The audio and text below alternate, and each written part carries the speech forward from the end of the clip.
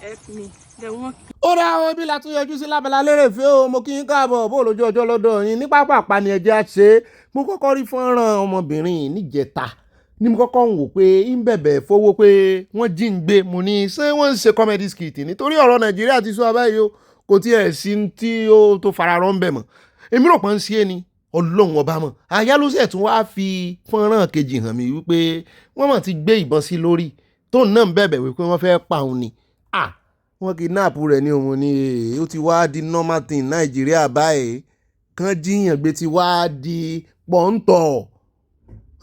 Kí wá làwọn ọlọ́pàá ń ṣe tó yẹ pé àwọn protesters àwọn tí ń fẹ̀hónú hàn lé kiri l'Àbújá wọ́n rí àwọn eléyìí wọ́n rí wọn lé kiri àwọn kan ló ń ṣe fídíò yìí o orí ẹ̀rọ ayélujára orí fóònù kan náà sì ti ń gbé jáde sórí íńtánẹ́ẹ̀tì ṣé kò sí intelligence mọ́ ni. àyà ni ẹ̀wọ̀ ọ̀gá mi ọ̀rọ̀ Nàìjíríà bá ṣe mọ́ máyèjì rẹ̀ rí òun ni ó dá owó lè ló wá di fún abítà ń lọ nísìnyí o ẹ jẹ́ á lọ sí ọ̀dọ̀ arákùnrin kan ní Amẹ́ríkà ní inú abala àkójọpọ̀ ròyìn ló yẹ ká ti mú wá ṣùgbọ́n ẹ jẹ́ á fi tẹ́lẹ̀ nínú abala lérèfé lórí ọ̀rọ̀ wọ́n ń pa àwọn kìrìsìtẹ́nì Nàìjíríà a ti rí arákùnrin lára àwọn tí wọ́n petition Congress United States of America Congress wọ́n ń bẹ̀ tán petition wọn wípé ọmọ Nàìjíríà làwọn lọ́ọ̀yà ni pé ṣùgbọ́n àwọn làwọn fẹ́ tú àṣírí gọ́ọ̀mẹ̀ntì pé there are so many cases tó ń fọwọ́ bò pé wọ́n sì dáàbò bo aráàlú pàápàá jùlọ àwọn kìrìsìtẹ́nì pé ní North East náà ti rí kìrìsìtẹ́nì tí wọ́n wọ mọ́tò èrò wọ́n sì dá mọ́tò dúró wọ́n sì yọ mùsùlùmí sọ́tọ̀ wọ́n sì yọ kìrìsìtẹ́nì sọ́tọ̀ wọ́n sì pa àwọn kìrìsìtẹ́nì àfi bí àwọn alága kan tó wà ńbẹ̀ ní ìsinyìí o ìyẹn Christian Association of Nigeria àfihàn náà ṣe wá dá padà fúnjọba wípé ẹ wá kí ló tẹ̀ ń yí ọ̀rọ̀ àwọn kí ló tẹ̀ ń sọ fún ọmọ Nàìjíríà pé ẹ̀yin yín làn wá ní táwọn ń sọ ni wípé wọ́n ń pa àwọn kìrìsìtẹ́nì ẹ jẹ́ ààrẹ gbọ́rọ̀ lẹ́nu arákùnrin bẹ́ẹ̀ náà ni ó tún sọ̀rọ̀ nípa ti EndSARS lọ́jọ́ sí bí ìjọba ṣe parọ́ wípé àwọn iléeṣẹ́ ológun ò pààyàn kankan níbi ìwọ́de náà pé wọ́n sì pa àwọn èèyàn àwọn wà ń sẹpẹ́ńtà wọn táwọn ọmọ fẹjọ́ wọn sùn ìjọba USA. That the petition I was consulted on, but it wasn't my petition. Several of my colleagues and associates signed the petition, and I'm privy to it. Now, the sad thing about yesterday's occurrence is that Showore, myself, and President Tinubu were all in the pro-democracy movement against Abacha so many years ago. And it is sad that, with those kinds of antecedents, President Tinubu would see something like this happen in the capital of Nigeria. The second really sad aspect is that just a few weeks ago, we saw armed men, armed to the teeth, even with RPGs, meeting with government officials for so-called peace meetings. And now we have peaceful protesters being fired on. The message that is sending is that in Nigeria, for you to get attention, you have to be violent. And that if you're a peaceful protester, violence will be rained upon you. And that is not a good message for any society to send. This is a replay of what happened at Lekki. We had the same situation where the military fired upon innocent civilians and, they denied it. And ultimately, it was proven to be true. Again, that was also linked to Tinubu's business at the Loki Toll Plaza. And sadly, we have not learned from history and it is happening again. Now, let me emphasize that shooting at civilians is never acceptable. In the US, we just had the No Kings rally. Over 8 million people came out to protest against President Trump. And would you believe the only 22 people who were arrested were supporters of Trump who came to harass the people who were protesting peacefully? Nobody was killed. Nobody was shot. There was essentially no tear gas even on 8 million people. So we as a country have to do better. Let me point out that I felt that where President Tinubu would be different from Buhari was that he would engage with protesters in a more amiable manner. Look at what is happening in Southeast Nigeria. Nnamdi Kanu is not a terrorist in the manner of all the Kachalas in the Northwest and Northeast who are doing all of this terrorism. Why are they not making efforts to dialogue with him?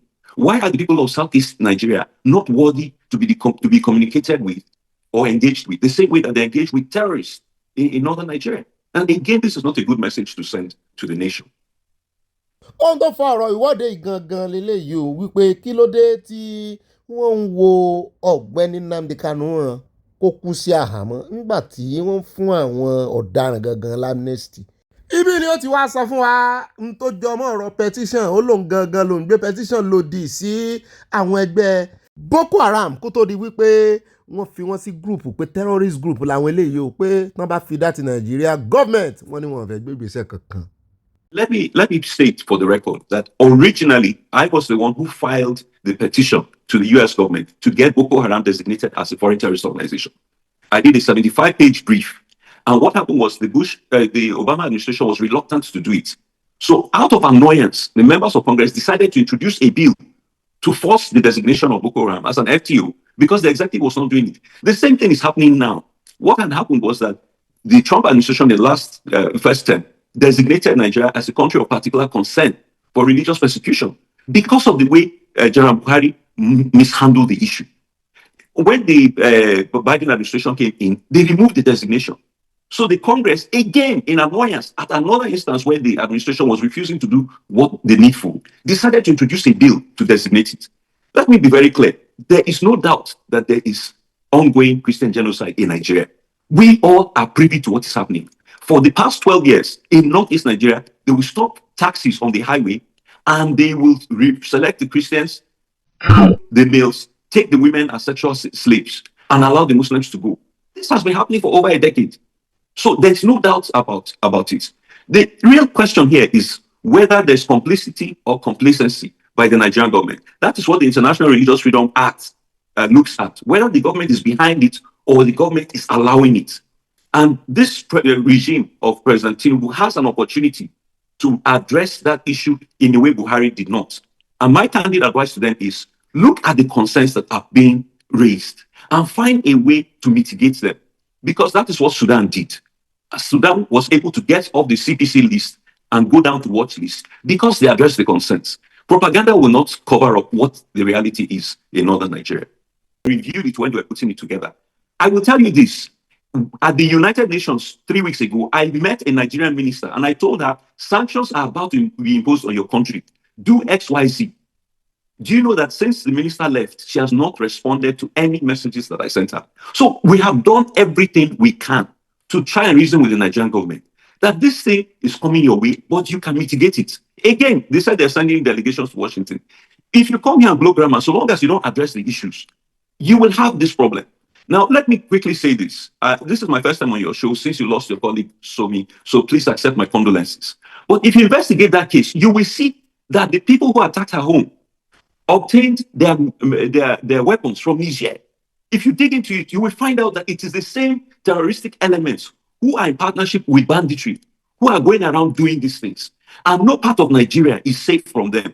The last we saw, the data we saw, about 270 locations, forests in Nigeria have been occupied by these terrorists. And statistically, Nigeria is the world's deadliest place to be a Christian. More Christians have been in Nigeria than the rest of the world combined for the last 13 out of 14 years. These are data points that are confirmed, that are known, that are tracked in the world.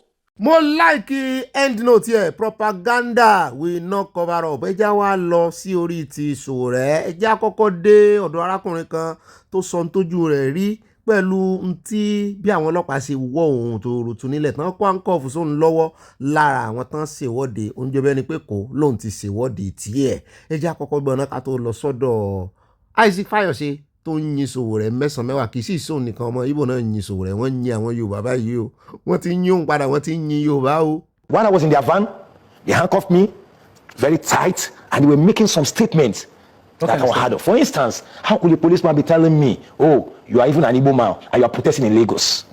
As if they have forgotten. When Jonathan was in power, it was in Lagos we staged the protest against him. It was in Lagos we started all the protests that brought in democracy in this country. Why all this? Coming from police officers. I was even highly disappointed at the commander of Mopo 20, one ACP Idris. When he came with all his men. He said, bring him down, and I was brought down from the van. He said, remove his handcuff, let him start his protest. I'll right now. He was telling me. They told you to your He told me, the ACP told me. He said, I'll right now. Remove his handcuff. He took the intervention of the area commander of Area G, who happens to also be an assistant commissioner, to have said, please let it be.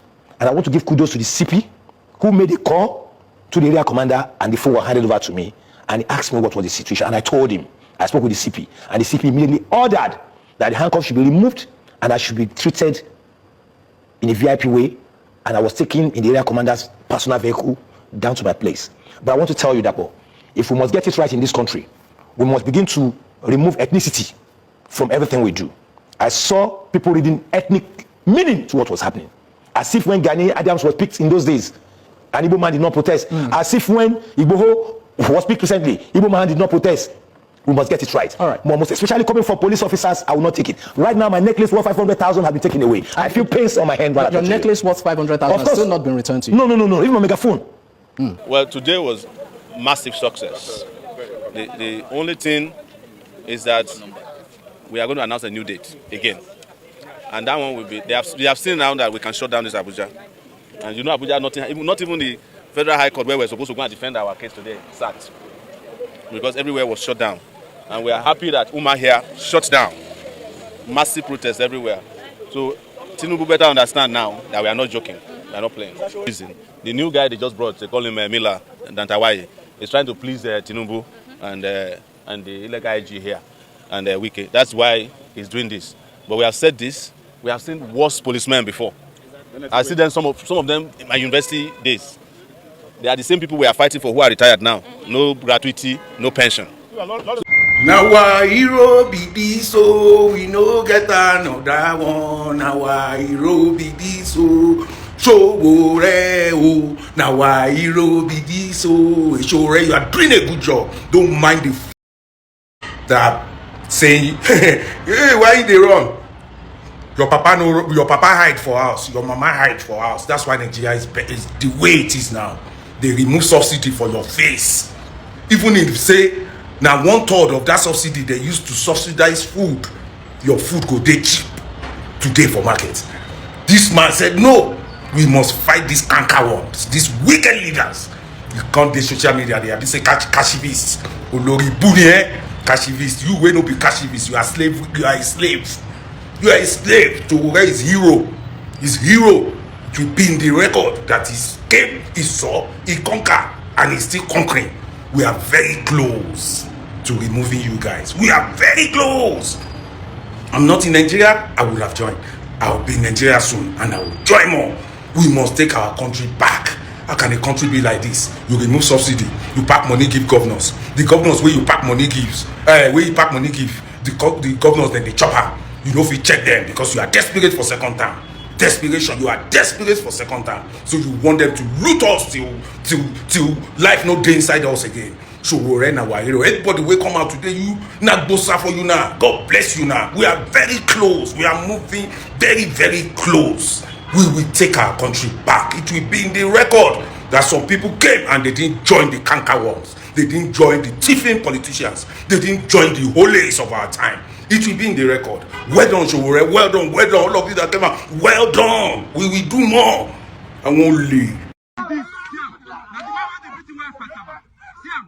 ó rí àríwá ẹ̀yà sáré dé àṣàbà o ẹ̀rọ tí fọ́nrán kan tí mo mú wá fún yín lọ́jọ́ sí tí kan náà ọmọ Ìgbò tó ń pariwo léèyàn lórí pé àwọn ọkùnrin ilẹ̀ Ìgbò pàápàá jùlọ àṣàbà yìí pé wọ́n máa ń na ìyàwó wọn ó ti wá sojú wa báyìí o kò ní í sẹ́yìn wa ẹ jẹ́ àjọwò fọ́nrán àwọn kan wọ́n blank ń bẹ̀ níbi tí wọ́n ti kó yàbò ṣùgbọ́n àjọ níbi tó ti ń na ìyàwó rẹ̀ ni o ìyàwó rẹ̀ ń fọ́mọ lọ́yàn lọ́wọ́ ó sì gbọ́mọ lọ́wọ́ rẹ̀ ó náà lẹ̀ ń wò ó sì gbọ́mọ lọ́wọ́ rẹ̀ ó sì ń fi ẹgbàá lé kiri ẹ̀rí pọ̀ gbọ́mọ lọ́wọ́ rẹ̀ ọmọ kékeré ni ó ẹ wò òun ló ń wọ́n lẹ́gbàá yẹn òun ló ń wá lẹ́gbàá yẹn ṣùgbọ́n àdúpẹ́ lọ́wọ́ Ọlọ́run wípé àwọn èèyàn yàbò arákùnrin tó ń ṣe fídíò yìí náà òun náà bẹ̀rẹ̀ sí pariwo lé lórí bẹ́ẹ̀ náà ni arákùnrin tó wa mọ́tò Benz dé white òun náà páàkì sẹ́gbẹ́ ẹ rí bí ó ṣe wá fẹ́ àtáàkì arákùnrin tó ń ṣe fídíò tó fẹ́ fojú rẹ̀ hàn ẹ wò gbogbo ẹ̀ ó di bóòlù ìyá ní ìsìn.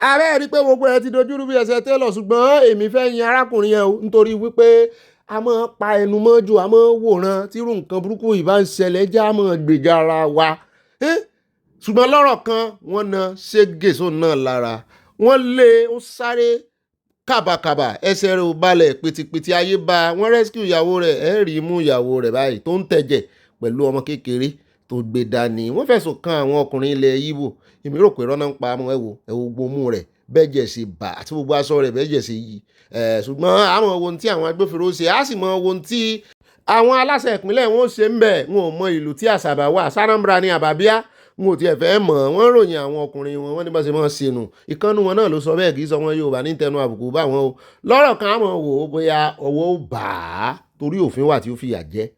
ó rẹ̀ já kó bẹ́ẹ̀ já wá dé ọ̀dọ̀ Nkechi Blessing ọmọ Ìgbò náà ni ó gbọ́ Yorùbá ṣùgbọ́n inú Yorùbá ló ń gbé inú Yorùbá ló wà Èkó ló wà ní Lẹ́kì tó ń gbé náà ni ó tún ti ṣe fídíò míì o mo níṣe ìṣètọ́jọ́ sí ó nìkan náà ni àjálẹ̀ rẹ̀ mọ́ wó lulẹ̀ ni ó ní pop ilé òun tó ti já lulẹ̀ ó lọ́nà ló yọ òun ọlọ́run mọ̀ yọ yóò mọ̀ yọ àwọn tó bá ń gbélé Lẹ́kì náà ń jọ bí ẹni pé gbogbo pop tán ṣe sí Lẹ́kì mi ò rò pé kankan dà ń bẹ torí ojoojúmọ́ Lẹ́kì ni pop ti ń jábọ̀ kí ló dé gan-an.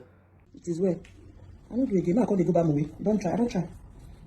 Lẹ́kì ẹ ṣé o.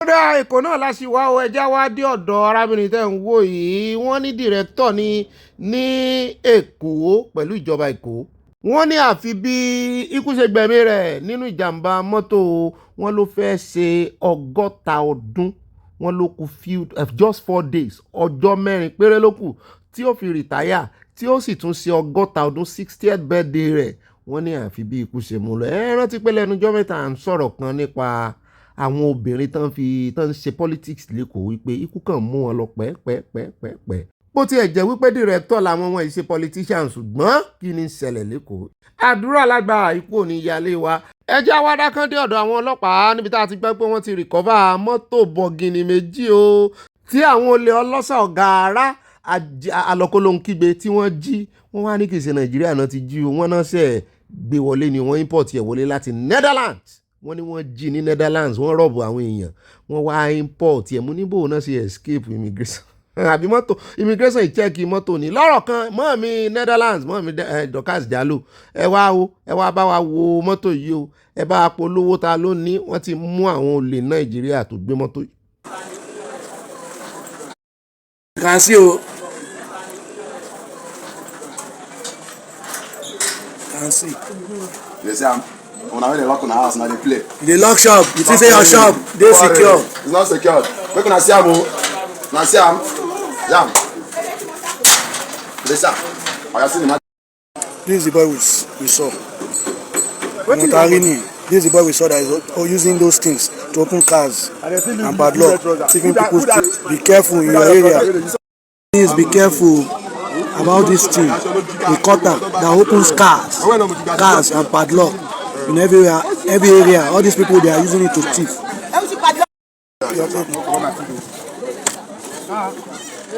Can you see? Boots. Dàpọ̀ Abíọ́dún Dàpọ̀ Abíọ́dún you have you see Dàpọ̀ Abíọ́dún see bad road oh my goodness this is a bad sight oh my goodness I saw this thing live. ìṣẹ̀lẹ̀ ìjàmbá tírélà tẹ̀rí òkúta ni wọ́n kó wọ́n ní ojú ọ̀nà Ewékòró ni ó ti ṣẹlẹ̀ ní Akínbọ̀ village mo ní àwa gan ti gba ọ̀nà ìrí àwọn ọ̀nà shortcut tí kíní bá ti wà tí ò bá dáa tàbí tí traffic wà ní express road nígbà míì ibẹ̀ náà mọ́ gbé àgbà wọ́n nítorí gridlock náà ni o nítorí súnkẹrẹ fàkẹrẹ tí ó wà lójú expressway náà ti lọ ọlọ́gba shortcut ṣùgbọ́n shortcut yẹn wọ́n lójú òrọ̀ wọ́n ní ṣe ní yọ wọ́n da gbogbo tọwọ́ wọn nù ní o orí àwọn èèyàn náà wá dà lé mo lélẹ̀ lágbára òkúta náà ń gbìyànjú àti kó kúrò lórí àwọn èèyàn yẹn o àdúrà náà fi ń ràn wọ́n lọ́wọ́ wípé kán ṣàyè bọ́ mo ní Nàìjíríà bí ò bá ṣe báńdíìtì yóò jàgbésùmọ̀mí bí ò ṣàgbésùmọ̀mí ẹ gbọ́ pé ọkọ̀ Dangote kan ẹ gbọ́ pásítẹ́ǹtì tẹ́ ẹ bá mọyì àwọn èèyàn tí ìjàmbá iná pa náà lónìí. Niger State náà ló ti ṣẹlẹ̀ ní Kacha local government wọ́n ní mọ́tò tí ń gbépo ọkọ̀ epo àjàgbé wọ́n lòun ló dànù tán èèyàn sì ń gbọ́n epo 38 people 42 náà jóná lóòyẹ̀ wọ́n jóná bíi gúgúrú wọ́n dán mọ́ wọn Nàìjíríà ewu ń bẹ lóko ló ń gẹ. àdúpẹ́ lọ́wọ́ àwọn ọmọ ọ̀dọ́ tí wọ́n bá wa káàkiri fún nǹkan tó ń ṣẹlẹ̀ ní ìlú Pàtìjì torí Ghana market ọjà kẹ́là tó wà Pàtìjì wọn náà fi ń pa wá ọ̀fẹ́ ọjà kẹ́là mọ̀ ní Pàtìjì a sì fẹ́ kí àwọn òbòrò kan wá mọ́ torí kidnapping tó máa ń jiyàn gbé tó lọ jiyàn gbé ó ń pààyàn dókítà wa ti kúrò bá ti kì í sìn àní dókítà àní tó treat wa àní tó treat wa àwọn fẹ́ ìjọba mẹ̀kúnnù àti local government àti state kó wá ṣàánú wa o kó wọ́n gbé dókítà wa fún wa àwọn òní dókítà o tẹ́ àtúní báńkì pátí jọ torí kidnapping yẹn àwọn báńkì ti sá lọ àrí báńkì so àti school ló gbogbo àwọn school mi náà ti close village schools àti gbogbo àwọn àgbègbè school gan ní pátí jọ wọn ti close so à ń bẹ ọba wa o alákòlójì 2 àti chairman wa o Adam Rufai pápátí dídé gúpi gọ́vnà mọ́nà Abdulhamid Abdulrasaq kó wá sí àánú wa o àlè lóko mọ́ o gbogbo nǹkan tí a dá lóko ó ti bàjẹ́ o kí gọ́vnà wa rí àkó ṣàánú wa o.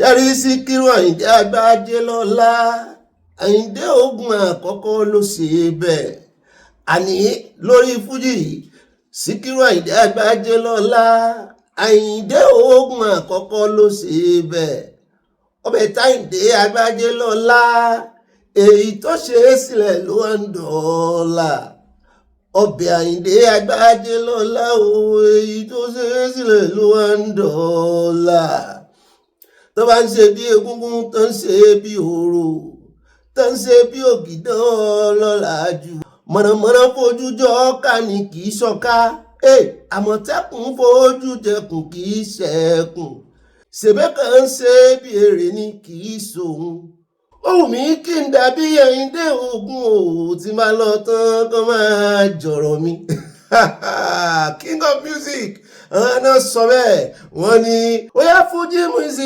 music yóò Àyìndé ogun l'original template àní Fuji music yóò Àyìndé ogun l'original template àní Fuji music yóò ta ló mọ̀ túmọ̀ Fuji music àní ta ló mọ̀ definition Fuji music.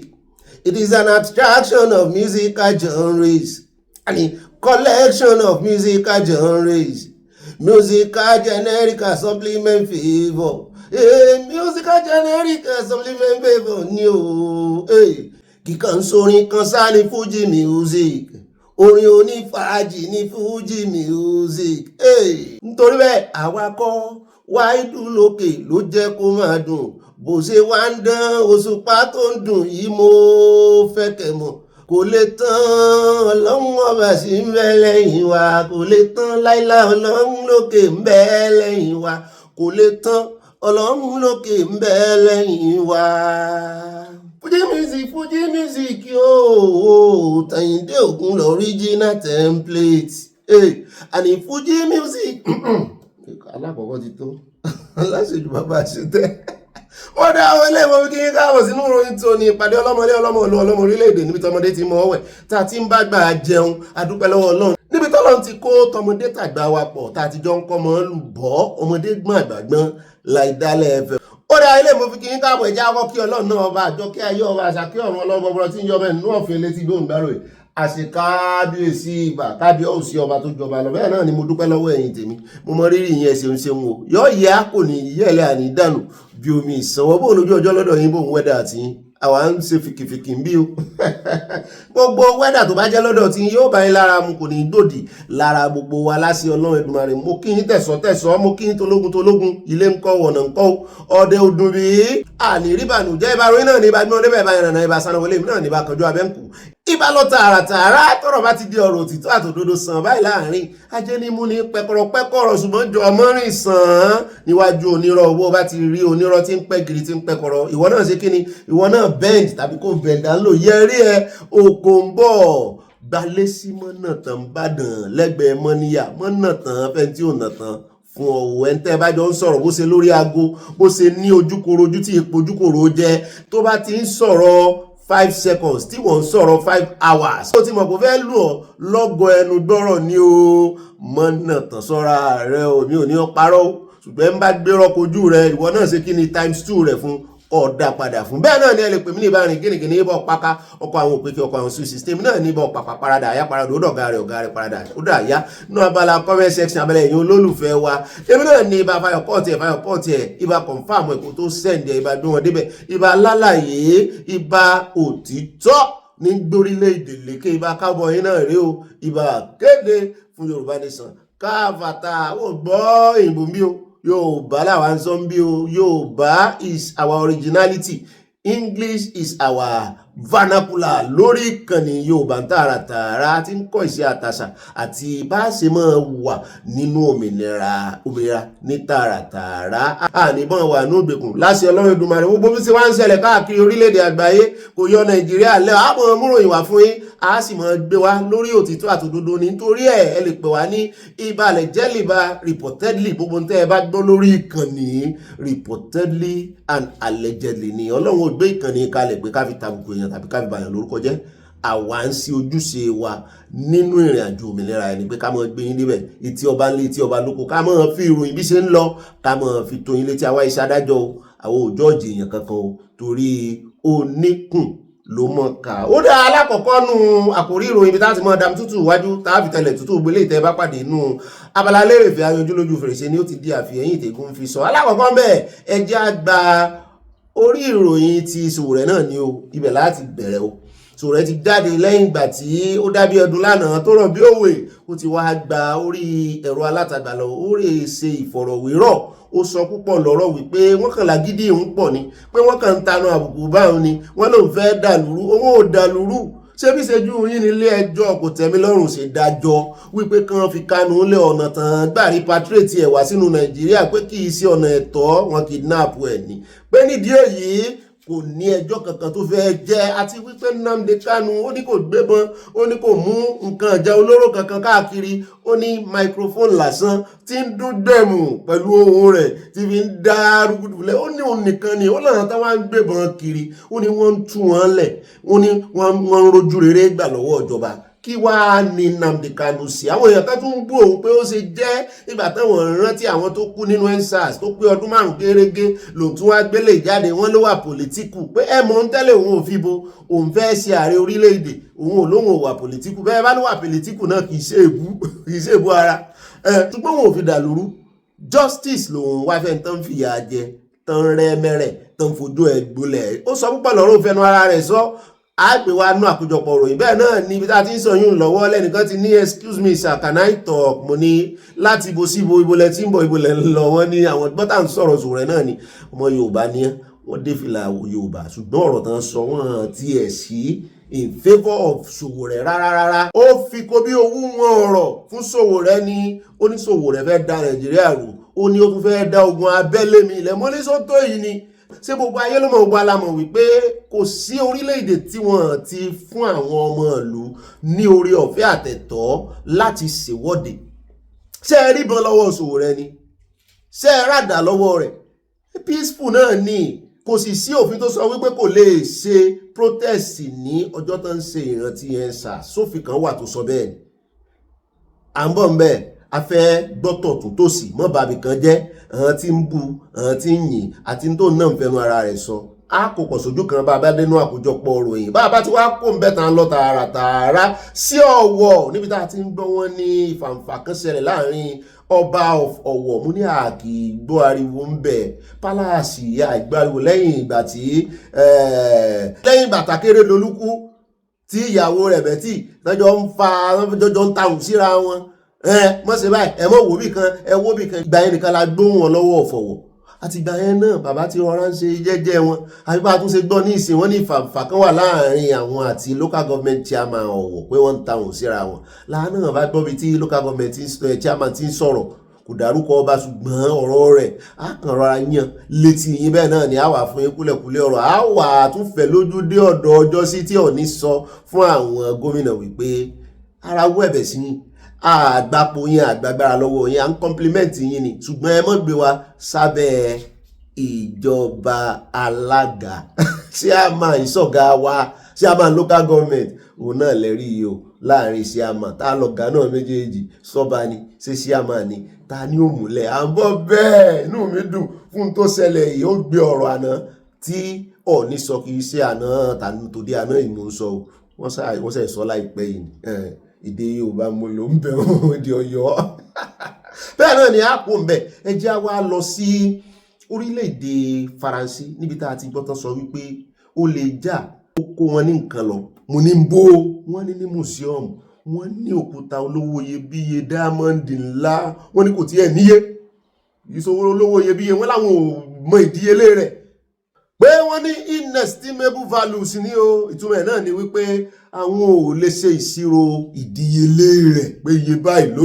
jẹ́ wọ́n ní mẹ́jọ náà ti ẹ̀ṣà lára adé mo ní adé irú adé wo sáde tí ń ṣeré gẹ́lẹ́ tí ń gun kẹ̀kẹ́ wọ́n ní rárá wọ́n ní adé téèyàn tó bá máa dé wọ́n ládé prince wọn kan ni wọ́n sì kó òkúta wọn ní ojúmọmọ ní o kì í ṣe òru ọ̀gànjọ́ o làwọn èèyàn bá ń tẹnu àbùkù bọ́n wípé ṣé ẹ sùn lórí ìnàró ni ẹ̀yin ọlọ́pàá ní mùsíọ̀mù táwọn èèyàn wà àwọn èèyàn sì wà núlé wọ́n sì jalè mọ́ yín lára à ń bọ̀ ń bẹ̀ bó wá ṣe jẹ́ àjọ mojú ajé kò ní sọ bá ti wá kó ń bẹ̀ tàn á lọ tààràtààrà sọ́dọ̀ chairman agbowó òde agbowó orí Nàìjíríà bá a ṣe pè wọ́n nù o kìí ṣe Nicodemus táìmù tí a yìí Táíwò Oyèdélé wọ́n ní ẹ̀yin Diaspora àti kìlọ̀ fún yín gbogbo àwọn oníwèé ìròyìn tó ń dédọ́ ìṣọ́ ìròyìn fògiri wọ́n ní ẹ máa san tax wọ́n lẹ́ ní ìdí TIN yẹn tax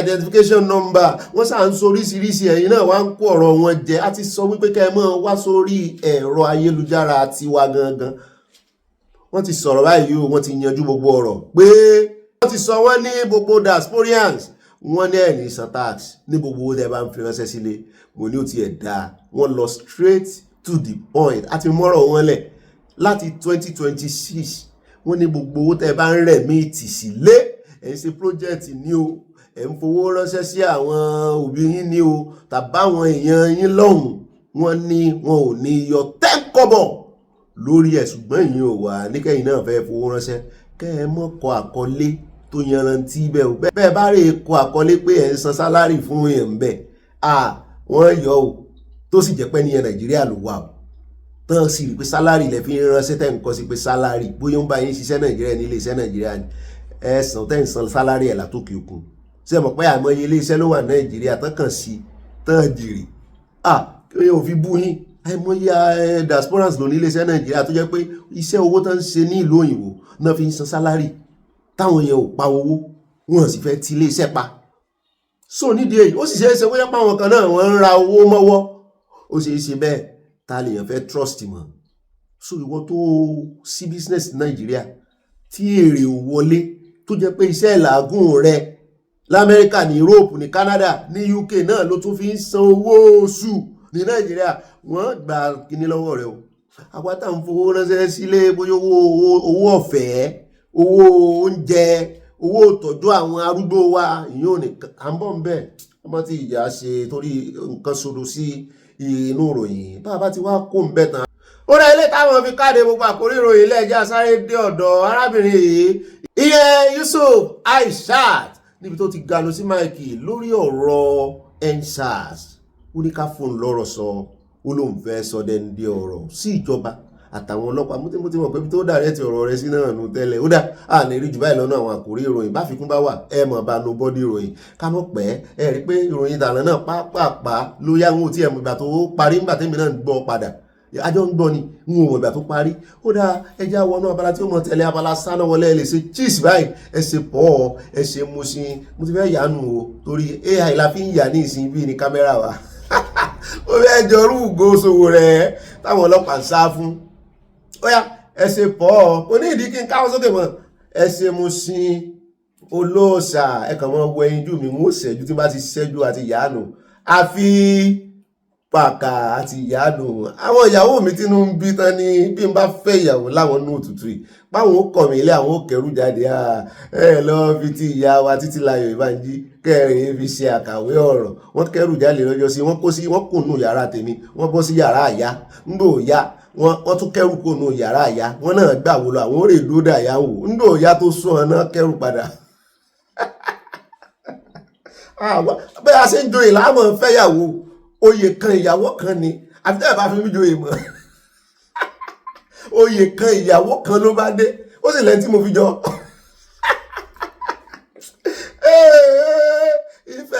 ìfẹ́ lójúmọ́ ti mọ́ wá ìfẹ́ nílé ayé ti fẹ́ wá ìfẹ́ lójúmọ́ ti mọ́ mo ṣe é ni mo ṣàwàdà ni àbí o kódà alákọ̀ọ́kọ́ náà ẹ má fà mí sí rìn jù ẹ má jẹ́ àpẹ́ ẹ jẹ́ àdọ́dọ̀ ẹgbẹ́ PDP o gbogbo bí wọ́n ṣe ń àlẹ́jì tán àkíyèsí ẹgbẹ́ APC pé wọ́n ń da ẹgbẹ́ àwọn rú ìmíì tó ti ṣẹlẹ̀ o kì í wá ṣẹgbẹ́ APC ló dáàrin wọn rú ṣùgbọ́n iye kan ẹni tí ń dà wọ́n rú ní ìsìn ọ̀rẹ́ tímọ́tímọ́ Wike ni àyàwó òun gangan ní national secretary wọn ló ti gbé ẹjọ́ dìde báyìí o wọ́n ló ti mú ariwo òbòsí ó ti mú bọ́nu báyìí o wípé wọ́n ti yíwèé àwọn tó fẹ́ ṣe convention lọ́yọ̀ọ́ ẹ sì mọ̀ wípé bọ̀dà Ṣèyí Mákindé náà àwọn náà léfùrù tètè ni wípé wọ́n bí èèyàn kankan dá ẹni tó bá wá dúró ní iwájú ní ọ̀nà convention àwọn tí ò fẹ́ káwọn ṣe wípé bí ìgbà tí ẹni yẹn ń wá ikú òjijì fúnra rẹ̀ ni o tó dúró sẹ́nu tírélà Dangote pé yọ́ para rẹ̀ ni kò kì í ṣe èèyàn kan ló pa o wípé àwọn ó ṣe convention yìí ṣùgbọ́n ní ìsìndán tó ti wá gbé ẹ̀sùn wọn fọwọ́ yíwèé láàrin àwọn aláṣẹ ẹ̀bẹ̀ kí ni ó ṣẹlẹ̀. ọ̀gá mi ẹgbẹ́ PDP mọ̀ ti sọ̀rọ̀ wọ́n ní irọ́ ló pamọ́ àwọn wọn láwọn ò jíwèé kò sí ní tó jọ certified true copy wà lọ́wọ́ àwọn kánrẹ́ ewu eléyìí tó wà lọ́wọ́ INEC náà pẹ̀lú convention táwọn fẹ́ ṣe ẹ bá ń tẹ̀sí lábẹ́ ẹ jẹ́ kọ́gá mi gbọ́. And this is the certified true copy of the document from INEC. And here is the attendance register for that. Senator Anyanwu was number 4 on that attendance register. If it has been found and established that there was a deliberate action to mislead security agencies, let the law follow its course. òun náà lẹ́gbọ́n yẹn wọ́n mú rẹ́gísítà tán fi pé ìpàdé convention bẹ́ẹ̀ náà ni wọ́n sọ gba àwọn tó wà present àtàwọn tó tọwọ́ bọ̀ wọ́n ní wọ́n ń yáhun fúnra rẹ̀ gan wọ́n lò ní number 4 on the list wọ́n ní nídìí èyí ìpè tó ń pè pé kí DSS kan wá ṣe investigation wọ́n ní kan jọ kan tètè ṣe kan tẹra mọ́ wọ́n wá sọ wípé tí àbájáde investigation náà tó bá ti wá ready kì í ṣe gómìnà Ọ̀ṣun ni mò ń wò pé tó bá ti wá ready wípé tí gbogbo ẹjọ́ bá wá tó dà lé orí wọn á yan òun padà pé àwọn fẹsẹ̀ òfin tọ́ ò pé torí ó mọ̀ọ́mọ̀ fẹ́ ba ẹgbẹ́ jẹ́ ni báwọn fi ẹsẹ̀ òfin tọ̀ ọ́. ibẹ̀ náà ni gómìnà Ọ̀ṣun Adeleke tó ti náwó sókè tó lòun fẹ́ sọ̀rọ̀ wípé ẹ jẹ́ kó ń sọ̀rọ̀ kó ń fohùn lẹ̀ wípé òun sì wà ní ẹgbẹ́ PDP o gbogbo àyè sọ̀rọ̀ tó ń gbé kiri òun ò rékọjá sínú ẹgbẹ́ APC òun ò dìfẹ́ẹ̀tì o òun sì ń fi dá wọn gbogbo ọmọ Nàìjíríà lójú pé àwọn làwọn òun ìní ọ̀rọ̀ ń gun bàbá ń gbé bàbá ń nú fẹ́ sọ̀rọ̀. It's a family affair. Everybody in other parties they have their own internal crisis. We've been organizing so many conventions and it's been very successful.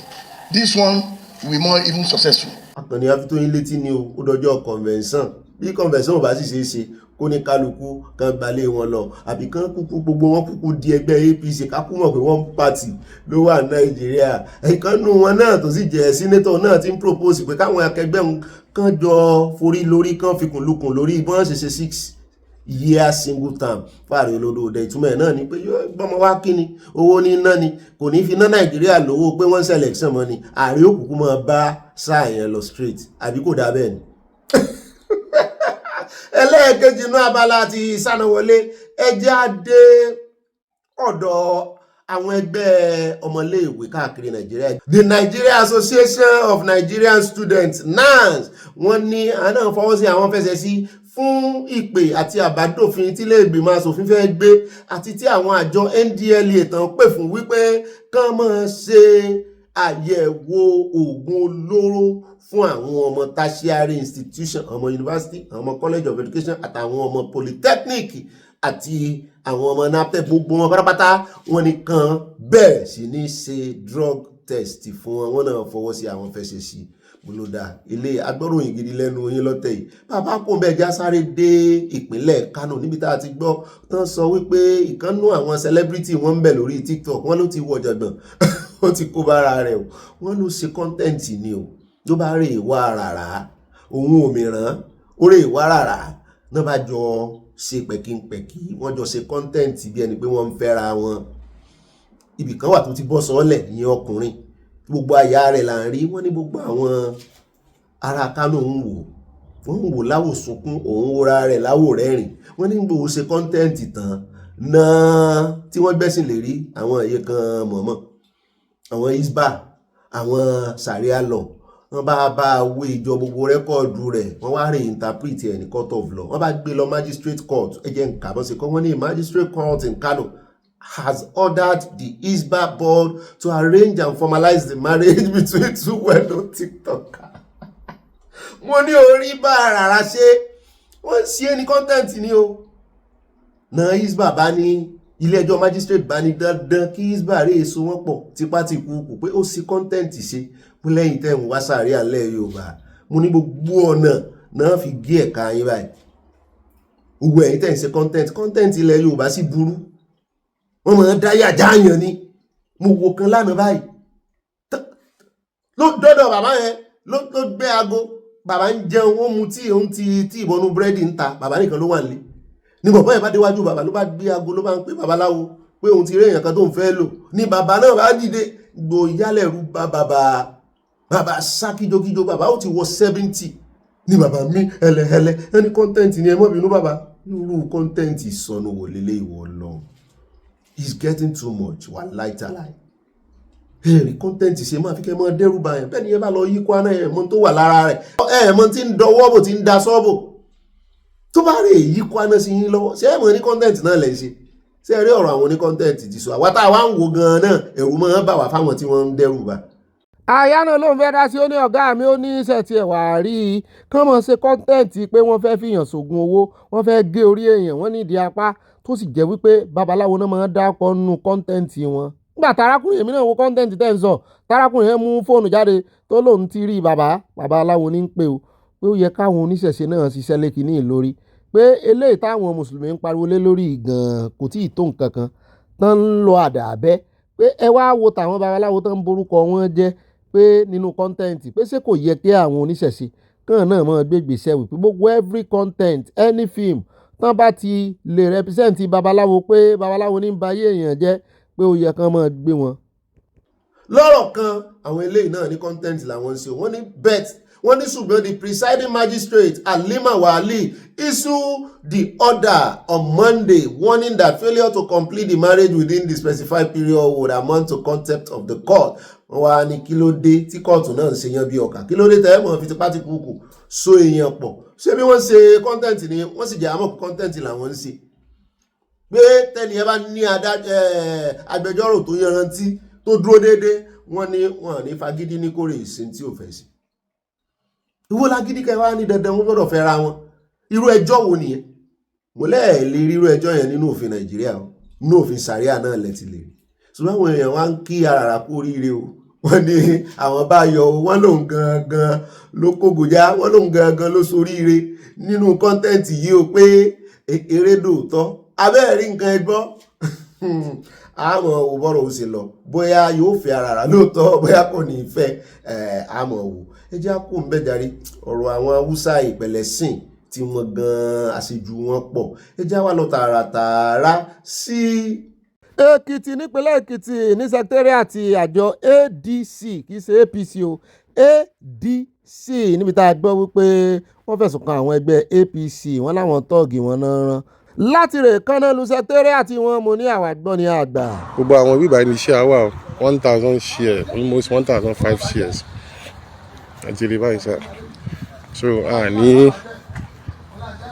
ní fọwọ́ kàn bí a ṣe máa fi sí dàdélé tí àwọn press máa dé ìsìn so wọ́n tún wá sí secretariat area àwọn secretariat wa sá gbé náà sí àti rí báyìí secretariat wa sá.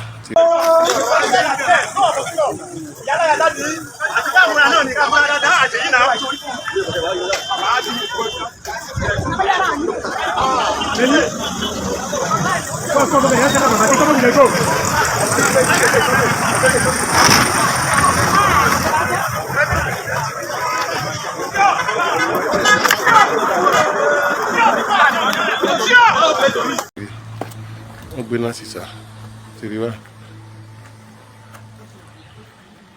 ṣùgbọ́n ẹ̀jẹ̀rìí ẹgbẹ́ APC ti ní kì í sáwọn kọ́ máa parọ́ máwọn o àwọn èèyàn bá ń bi àwọn ADC náà wípé ẹ lọ lọ́dẹ ń secretariat yìí ni ìgbà tán ya wá tán wáá jó rí kámẹ́rà tẹ́lẹ̀ fi mójú wọn ẹ̀rí dà wọ́n wáá jó tán ẹsẹ̀ wà ń fẹ́ rí hàn wẹ̀ ń dúró de press wọ́n ní ẹjẹ́ á kú òǹbẹ̀ politics ni mo nírú politics wo lélẹ̀ ọlọ́run lè lágbára o bá jẹ́ bọ́ sí ń play politics rẹ̀ Nàìjíríà ẹ mọ̀ jó ilé ara yín ẹ mọ̀ jùnà sí secretariat ara yín kọ́lá ọmọ jẹ́ kẹ́ ẹ bá dé kẹ́ ẹ mọ̀ pa ọmọ ara yín torí politics àpàpàǹdodo tọ́gìrì lẹ̀ ń play Nàìjíríà yìí. ẹ já wa lọ tààràtààrà sí ọ̀dọ̀ òsì ọ̀mọ́lẹ̀ níbi tí ẹgbẹ́ PDP tí wọ́n ti ń tẹnu àbùkù bà wípé èwo ló sì gan ládùúrò owó tẹ̀ ń gbà ní constituency gẹ́gẹ́ bí senator tẹ̀ ń gbà ní ìgbìmọ̀ asòfin fún constituency yín ẹ wá ń rèé ṣe project àwọn ẹgbẹ́ rẹ ní ra mọ́tò ó lọ béèrè lógún state ní Yewa kí lórúkọ sẹ́nitọ̀ Adéọlá ṣe Adéọlá náà ni kí lórúkọ sẹ́nitọ̀ tó wá láti Yewa yẹn náà tán pín mọ́tò láìpẹ́ mò ń wò báyìí wọ́n pín transformer wọ́n ní ò lọ wo táwọn ẹgbẹ́ rẹ ń ṣe ìwọ wá padà sí constituency rẹ ó wá rèé ra ẹ̀rọ ọlọ́ta pé ayégun ò lo ẹ̀rọ ọlọ́ta pé ayégun ò lo ẹ̀rọ láti máa fi lọ́ta mọ́ pé blender náà ń lò mo ní àwọn tó bá níná ládùúgbò wọn náà ń lo blender o pé ṣé ẹ̀rọ ọlọ́ta wà níbi tí ayé lajú dé yìí ládùúrò owó tẹ́ ń gbà ẹ̀rọ ọlọ́ta tó o lè rẹ ẹ̀rọ ọlọ́ta fún kankan náà àwọn ẹbí rẹ tó súnmọ́ ọpẹ́ pé kí ni àwọn ọmọ rẹ pé tó yẹ kán máa fi ṣiṣẹ́ nù wà rí empowerment ṣe mọ́ ẹ̀rọ ọlọ́ta mo ní ẹjẹ́ dúpẹ́ lọ́wọ́ rẹ̀ tó rẹ̀ ẹ̀rọ ọlọ́ta ẹbẹ́ èèyàn kan ní raṣọ òkú fún àwọn constituency tiẹ̀ tó ní kán rè mọ́ tún sáré wọn ṣe oríṣiríṣi kí la ní rí Nàìjíríà politics náà náà fi ṣe fúnra wọn ṣùgbọ́n òótọ́ ọ̀rọ̀ náà sọ gbogbo àwọn nǹkan tó yẹ káwọn ọmọ Nàìjíríà mọ̀ bọ́n dá sí rè pé àwọn gbèjà yín bí eléyìí òótọ́ lẹ sọ ṣùgbọ́n àní rí hàn. ó rà ilé ìlàfi káde ti àbàlà lérè fèlè ẹja sáré dé sùúrù lérè gan Bọ̀dé Thomas là ń lọ níbi tí àwọn ará àdúgbò bẹ̀ ti yarí mọ́ àwọn aláṣẹ ẹbẹ̀ àmọ́ bóyá àwọn community àwọn tí ń ṣe àkóso community ni àbí ìjọba gangan pàápàá náà fẹ́ relocate tàbí náà fẹ́ dá ìtẹ́ òkú sílẹ̀ ń bẹ̀ yẹn cemetery náà bá yarí pé láíláí sábàdà kò sí tó jọ nínú gazette àdúgbò àwọn ẹ mọ́ gbé ìtẹ́kù cemetery wá sádùúgbò àwọn irọ́ àwọn ò ní gbà ẹ já wá gbọ́ ohun tí wọ́n ń sọ ń pa rẹ̀. The damages it will cause to human health, so many things people don't think these days. So here are people saying no to cemetery in this neighborhood. Tuesday last week, they come hold the meeting at Bamboo. To our surprise, they said 60% of us has agreed, and that is why that Saturday meeting and protest come up again. That if you don't, 60% of us has agreed, and we said no. That is why you saw us on that protest on that Saturday. You didn't agree. I've been in that area since 1979. No, it was late. We went to the Chieftaincy Affairs and we went to talk, the ex-chairman. But the new chairman, we've written him, but he never get time for to this. And they didn't even call us from Chieftaincy Affairs to come for the meeting again. It was surprised that we had to say they are going to do it. Rasak, Ibrahim, Olalekon, he said he was not aware. So it's the protest. They saw it everywhere. They invited us, and those people told us that it cannot work, but we should relax and call the person that is in charge, which is Olumide Amure. Tell us the first time we went to House of Assembly that they have approved it, that in America, in everywhere, and the state said every local government should have it. I say, this swamp area we have, even majority of the houses there, we rebuild it because of flood. So we say this thing cannot happen here. òun náà lẹ ti gbọ́ yẹn o, èmi ò mọ tí òfin Nàìjíríà àti òfin ìpínlẹ̀ kọ̀ọ̀kan sọ o. Ní tí mo mọ̀ ni wípé nígbà kan wọ́n pa láṣẹ fún àwọn èèyàn wípé wọ́n bá ti boko arúgbó bá kú àbí tán bá lé èèyàn tí wọ́n fẹ́ ṣe ìsìnkẹyìn fún pé kí wọ́n yéé sin wọ́n sínú ilé mọ́. Ṣùgbọ́n mi ò rò kó múlẹ̀ nílẹ̀ Yorùbá gan àìmọye gómìnà tó ti kú tó yẹ pé wọ́n ń kọ́ ilé fún gan fúnra rẹ̀ nínú ilé tán sìn sí. Ìmíì gan bàbá mi ti mọ́ fohùn lẹ̀ mọ́ mi ó fohùn lẹ̀ pé ibí ni ẹ̀sùn sí lẹ́gbẹ̀ẹ́ ilé ní gbogbo ẹ̀. Ṣùgbọ́n èmi lérò wípé wọ́n ní kò wà healthy, n ò mọ tó fi sọ. Ṣùgbọ́n ní káàkiri àgbáyé àti ibi táwa wà yìí èmi ò tí ì rí cemetery ní àárín ìlérí, bó tiẹ̀ jẹ́ pé kì í jìnnà náà lẹ́gbẹ̀ẹ́ ìlú, ṣùgbọ́n wọ́n máa ń dá kọ́ lọ́tọ̀ ni. Ṣùgbọ́n kì í ṣe àárín ìlú ní màárín ibi táwọn èèyàn ń gbé o, irọ́ kì í ṣàárín ibi tán èèyàn ń gbé. Wọ́n sì rìn dáadáa bí ìgbà tí èèyàn fẹ́ jáde ní ìlú kan, bóyá ní boundary ìlú tàbí kó jẹ́ ibi tó wà isolated, ibi tó máa kọ́ sí nìyẹn. Kì í sì dẹ́rù báyàn bí ìdẹ́rù báyàn bí ò tí ẹ̀ lè mọ̀ gan pé nǹkan kọ́ bẹ́ẹ̀ nìyẹn. So nídìí èyí èmi ò mọ tó fi sọ o. Ní Èkó ibi tán fẹ́ kọ́ sí ṣé ìjọba nílẹ̀ ń bẹ wàhálà pé kán mọ́ develop lẹ̀ kẹ́ àwọn ọmọ onílẹ̀ kan máa ta everywhere. Èmi rò pé nínú gazette ó yẹ kí irú nǹkan bẹ́ẹ̀ yẹn mo sì máa allocate ẹ̀ ó yẹ kó wà. Ọ̀tọ̀ ní football field, ọ̀tọ̀ ní pápá ibi táwọn ọmọ ti máa ṣeré, ọ̀tọ̀ ní ibi tí public water ó wà, bọ́n ṣe máa ṣe ìlú nìyẹn. Ọ̀tọ̀ ní ibi tí town hall máa wà. Ṣùgbọ́n gbogbo ilẹ̀ làwọn ọmọ onílẹ̀ ń tà mọ́ra wọn báyìí. Àwọn ará Sùúrùlérè sá ti yarí o, wọ́n ní òkú ìbáláyé wíjọ́ o, wọ́n ní kàn jìnnà síra àwọn o, wọ́n láwọn ò gbà. ẹ jẹ́ àpò ń bẹ́ jàre ní rí jù báyìí lọ́nu gbogbo abala ti sáná wọlé ká mọ̀ bá pẹ̀jú ní pápápá ẹ̀jẹ̀ kísà àyà káàyà wá gbé wa débẹ̀ yẹn olólùfẹ́ àánú abala yín abala comment section àyà ó yá pápápá ògbóhùn sókè kó dún gbẹ̀mù rántí tan amplifier o. Mo tún kí n káàbọ̀ sínú abala ẹ̀yin olólùfẹ́ wa abala comment section. Bá mi Fọlọ́runṣọ́ Tanímọ̀ làwọn ní Ọ̀gbẹ́ni Bobby àwọn ajínrere aláfọ̀ṣẹ́ ló pọ̀jù Nàìjíríà àwọn pásítọ̀ oníwo ẹ̀tù ni wọ́n dálẹ̀ káàkiri tí wọ́n ń sọ pé chọ́ọ̀chì àwọn olè àti jàgùdà Bobby ẹ̀kú ètò Ọlọ́run ò dà kì í ṣe gbogbo pásítọ̀ ẹ̀jẹ̀ àmọ́ ìyànnà náà ṣùgbọ́n àwọn èpò ló pọ̀jù nínú àlìkíámọ̀. At Mississippi Power, when nobody in this world can compare Sunday Igboho to Nnamdi Kanu. Sunday Igboho did his protest peacefully and he never committed any crime against humanity. And Sunday Igboho never asked his people to do Operation Sit at Home like Nnamdi Kanu and Simon Ekpa did to his people. At Adétayọ̀ Adéjayé wọ́n ní ó bí ọ̀pọ̀lọpọ̀ àwọn wòlíì tí ń rí àsọtẹ́lẹ̀ lórí orílẹ̀-èdè Oòduà yóò sì wá sí ìmúṣẹ lágbára Olódùmarè tó bá rí dáadáa ni o. Nàìjíríà yẹn yóò ṣubú láìpẹ́ ìbùkún ni fún orílẹ̀-èdè Oòduà from Newark, New Jersey, USA wọ́n tẹ lọ́ọ̀sì àti nǹkan panu o. Lórí ọ̀rọ̀ Nàìjíríà àwọn ò ní gbàdúrà kan ṣubú bá mi ṣùgbọ́n káwa sá ti rọ́nà lọ àwọn ò ní kí téèyàn kan mọ̀ dá ṣùgbọ́n àwa ní òrọ̀ náà lọ. Bẹ́ẹ̀ náà ni mọ́mí Dorcas wọ́n ní Jalo mọ̀mọ́ Bobby ní Netherlands wọ́n ní cheese bọ́ọ̀ Mushin lọ́ṣà kámẹ́rà mi àyà àfi pàkà búsẹ́rìn ayọ̀. Àtibámi òkè ńlá Adédọ̀tun wọ́n ní Ọ̀gbẹ́ni Bobby Olúkúnmi àtàtà ẹ̀kú ètò Ọlọ́run ní tò nípa ọ̀rọ̀ sọ̀rọ̀ rẹ̀ ohun tí ó ń jà fún lè wà meritorious ṣùgbọ́n ọ̀nà tí ó ń gbà kò tọ̀nà kì í ṣe ọjọ́ anniversary EndSARS ló yẹ kí wọ́n fi protest yẹn sí tí kò bá ní political coloration bẹ́ẹ̀.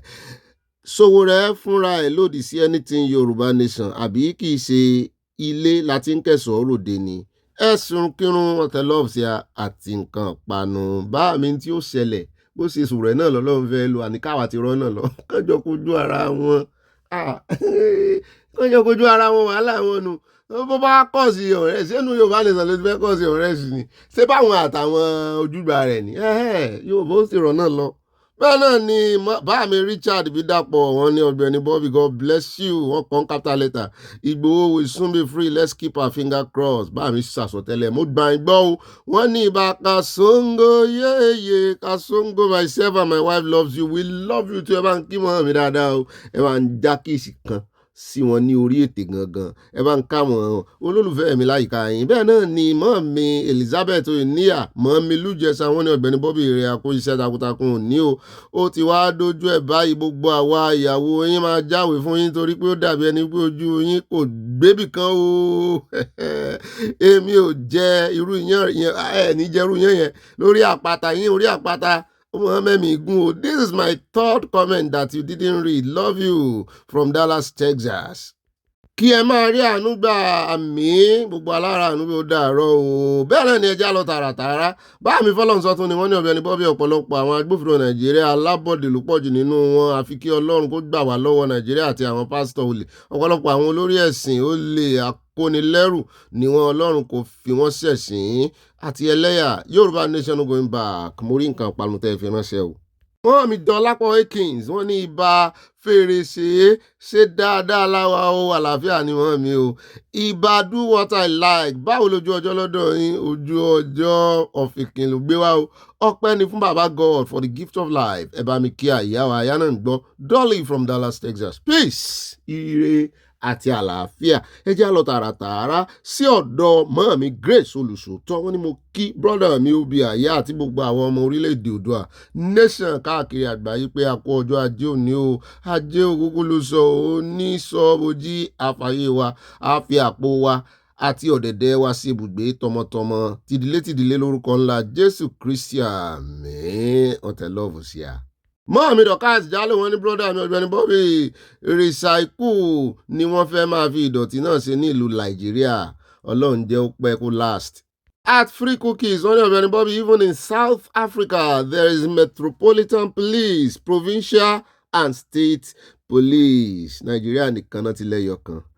Mọ́ mi olórí Sadé Lótò, wọ́n ní General Bobby ẹ kú iṣẹ́ takuntakun, ayọ̀ ní ayọ̀ rẹpẹtẹ. Yìí jẹ́ ìkìlọ̀ fún gbogbo àwọn ẹ̀yin abatẹnijẹ́ pé olóyè CSI òṣà gba 50 bílíọ̀nù ní kìí ṣe mílíọ̀nù lọ́wọ́ ìjọba tó drop Yorùbá nation. Olúwa ló máa bá ti ń jẹ́ láyé àti lọ́run. Ẹ ṣe àṣẹ Èdùmàrè. Tinubu fi CSI sílẹ̀ kìí ṣe ọ̀daràn. Oòduà nation no going back. Àyà ìmọ̀dó eré òkàbí tí wọ́n tẹ lọ́ọ̀sẹ̀ àti nǹkan panu ìka méjì bíi ti bàbá Ọlọ́run.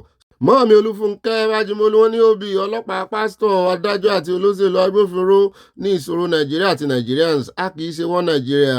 Òun ló jẹ́ kí Ọlọ́run gba Dádì Akíntóyè kó gbé wọn dìde lẹ́fẹ̀kọ́, kó gba Dádì Akíntóyè dìde jẹ́ntúnkà. Òun ló jẹ́ kí Ọlọ́run gbé Dádì Akíntóyè dìde láti là wá lọ́ẹ̀ ìwà àti ìṣe ìmúra àti èdè wa yàtọ̀. Mọ́ mi ó yàjọra gan. Wọ́n ní ibà sòótọ́ Fẹ́mi Bọ́sẹ̀dé, wọ́n ní ibà kan ojú abẹníkò olówó ń yọ̀kọ̀ ló fọ́ ìgò máìlá ọmọ wúrà lórí ẹ̀wò. Tẹ́ bá mọ̀ iye àwọn èèyàn tó ti pàkíyèsí mi sí, èmi náà wá ń fàsìkò yìí mo fi ń kọ́ ọ̀rọ̀ mi jẹ o, nítorí kọ́mẹ̀ntì ta ni mo kà lánàá tán sọ bẹ́ẹ̀ náà. Ok, kọ́mẹ̀ntì ìyá wa Olúfúnkẹ́ Fájímọ́lú náà ni àwọn ti ẹ̀dá lẹ́yìn kọ́mẹ̀ntì yín náà lélẹ́yìí. Wọ́n ní kì í ṣe olówó ń yọ o. Orí ibi tí ọ̀rọ̀ ẹnu ó dé kọ́mọ̀nì Bobby, orí ìkànnì Bobby náà ti ka kọ́mẹ̀ntì yẹn o. Ó sì mọ́ dùn yàn kan fi ń téèyàn ò ṣe kan fi lọ yàn. Mo wá ń fàsìkò yìí mo fi ń yí ọ̀rọ̀ yẹn padà torí ibi tí ọ̀rọ̀ ẹnu ó dé ẹsẹ̀ ò ní débẹ̀ o. Wọ́n ní olówó ń yọ̀kọ̀ ló fọ́ igi mọ́ Àyìnlá ọmọ wúrà lórí o. Wọ́n ní Báyéhùn máníjà Àyìnlá ló fọ́ igi mọ́ ọ̀gá rẹ̀ lórí o. Wọ́n ní Báyéhùn ni lèmi náà bá bẹ̀rẹ̀ sí ní wá kiri lánàá interview. Mo wo interview ọmọ wọn kan, mo wo tìyàwó wọn kan. Ẹ̀ńtẹ́ dárúkọ Ìbáyéhùn gangan náà dákọ̀ ń bẹ̀. Ikú Àyìnlá ọmọ wúrà ò kan bàbá olówó ń yọ àtọ́. Fẹ́mi lóyè MD USA yóò sì dáa fún yín. Mọ́ mi Olúfúnkẹ́ Májímọ́lú, mo bá yín kó ọ̀rọ̀ yín yẹn, mo bá yín ṣe àtúnṣe rẹ̀. Àṣà gbogbo wa àjọ ṣàtúnṣe rẹ̀ lórí ìkànnì torí ẹnìkan ìjáwádé àwa ìdínà èèyàn bíi ara wa nìyí. So gbogbo wa náà lájọ ní responsibility. Ẹ jọ̀ọ́ ẹ bá ń fọn ká bàbá olówó ń yọ òmọ nǹkan kan nípa Akọ Àyìnlá o. Ó dá ẹjẹ́ lọ sọ́dọ̀ ọmọ mi Ṣẹ̀láwù, wọ́n ní Oòduà nation làwa ń fẹ́. Ọlọ́run jọ̀ọ́ tètè lá ọ̀nà àbáyọ fún wa. Ilẹ̀ tó kún fún wàrà àti fún oyin, ẹ̀yin ìran mi, ilé tí yá á pàdé láyọ̀ ní àṣẹ Èdùmàrè, àmín. Mommy Victoria Badejo, one happy Monday to everyone on this platform, including Aya and Mr. Bobby. Only in Nigeria you can find bandits sharing large of money on camera. What a shame to the country called Nigeria. Emewa kò ní bá oṣù yìí lọ bí ó ṣe ń palẹ̀mọ́ yìí àmì Oòduà nation going back with mil mórí wine wọ́n pàtẹ́wọ́ bẹ́ẹ̀ náà ni wọ́n gbàdúrà sọ lọ́rùn. Ẹ wo àwọn bandits yẹn tó wà ń fi Nàìjíríà pa nìyẹn pé apáyín bóyá ti pa àwọn tán gbowó lọ́wọ́ wọn àtúngbowó yín àtúnwá fi yín pa lójú kámẹ́rà. Àtìmọ̀túnráyọ̀ Àríkẹ́ wọ́n ní ẹ̀ka alẹ́ ìbá mọ́nà tán ẹkú ètò àyà ń kọ̀ àyà wà bí ọlọ́run ní tòun tẹ lọ́ọ̀sì àti nǹkan ìpanu wọn bú sẹ́rin ayọ̀ yín ò ní dìbànújẹ́. Abọ́láńlé $1 wọ́n ní òbí àtàyà ẹ̀ka àbọ̀ sórí ètò tòní Èkìtì ní mí o ẹ jọ̀wọ́ níbo ni eléyìí ti ṣẹlẹ̀ oúnjẹ nínú àpáta n kò tí ì rírí o ẹ jọ̀wọ́ o ẹ làmí lọ́yẹ̀ o love from Mama Dollar wọ́n tẹ love their cake mo rí cookies bẹ́ẹ̀ náà ni mo rí wine. Nàìjíríà náà ló ti ṣẹlẹ̀ àwọn kan ní Benue n ò tiẹ̀ mọ location ní kí n sòótọ́ ṣùgbọ́n Nàìjíríà náà ló ti ṣẹlẹ̀ bẹ́ẹ̀ náà ni ẹja lọ sọ́dọ̀ mọ́ mi Alhaja Modina Solomon wọ́n ní trust no one that is Nigeria for you àyà. Gloria Onanuga mọ́ mi ní káàlẹ́ o Ọ̀gbẹ́ni Bobby our government cannot pay these people good money because they have laundered all the money abroad. Mọ́mí Dorcas Jalo wọ́n ní ìbà Ọlọ́run tó dá gbogbo ayé ìbà kábíyèsí Elédùmarè ajúbà yín Jésù Kristi kí bá ṣẹ. Bẹ́ẹ̀ náà ni àtìmọ́mí Oyèmí Sàlá wọ́n ní mo kí Ọ̀gbẹ́ni Bobby ẹ kú iṣẹ́ orílẹ̀-èdè o àwọn agbófinró tẹ́ ẹ rí yẹn wọn ò ní ọ̀pọ̀ kí ni ìrántí lẹ́fẹ́ kọ wọn ò ní ọpọlọ. Kí ni ìrántí ensars mú dání mórí tí wọ́n ń bá ọmọbìnrin yẹn du òdòdó tó gbé wá sí tollgate wọ́n tẹ lọ́ọ̀sì àti nǹkan panu. Mọ́mí ìyáàfin Fáláyé wọ́n ní Ọ̀gbẹ́ni Bobby ẹ jẹ́ ká sọ oríkì yẹn o. Wọ́n ní ìyẹn funfun báláú tí kì í jóni lọ́wọ́ òbúsọ̀ṣe ọ̀túnrúbùtù wọ́n lọ́jọ́ tí yẹn ń ṣèpàdé wọ́n ló fi ìsápásálága ó fi láṣegbákejì ẹ̀fọ́ rírò kò gbẹ́yìn rárá ìyẹn àjẹbọ́kọ̀dọ̀rẹ́ Yorùbá nation going back wọ́n tẹ love sí a láti Canada ẹ̀ṣẹ̀ mọ́ mi oríkì yìí ní agbára ìyẹn náà lẹ́ǹkì báyìí bẹ́ẹ̀ náà ni ẹjẹ́ á lọ sọ́dọ̀ bá mi làjàlá wá àwọn ní òbí àtúnṣe lélẹ́yìí o olówó ń yọ̀kọ̀ ló fọ́gò mọ́ ọmọ wúrà lórí o báyé wù mí lórúkọ ẹni tó fọ́gò máa ń la ọmọ wúrà lórí ń jẹ́ o wọn tẹ̀lé ọ̀sẹ̀ àwọn ní báyé wù mí ní o.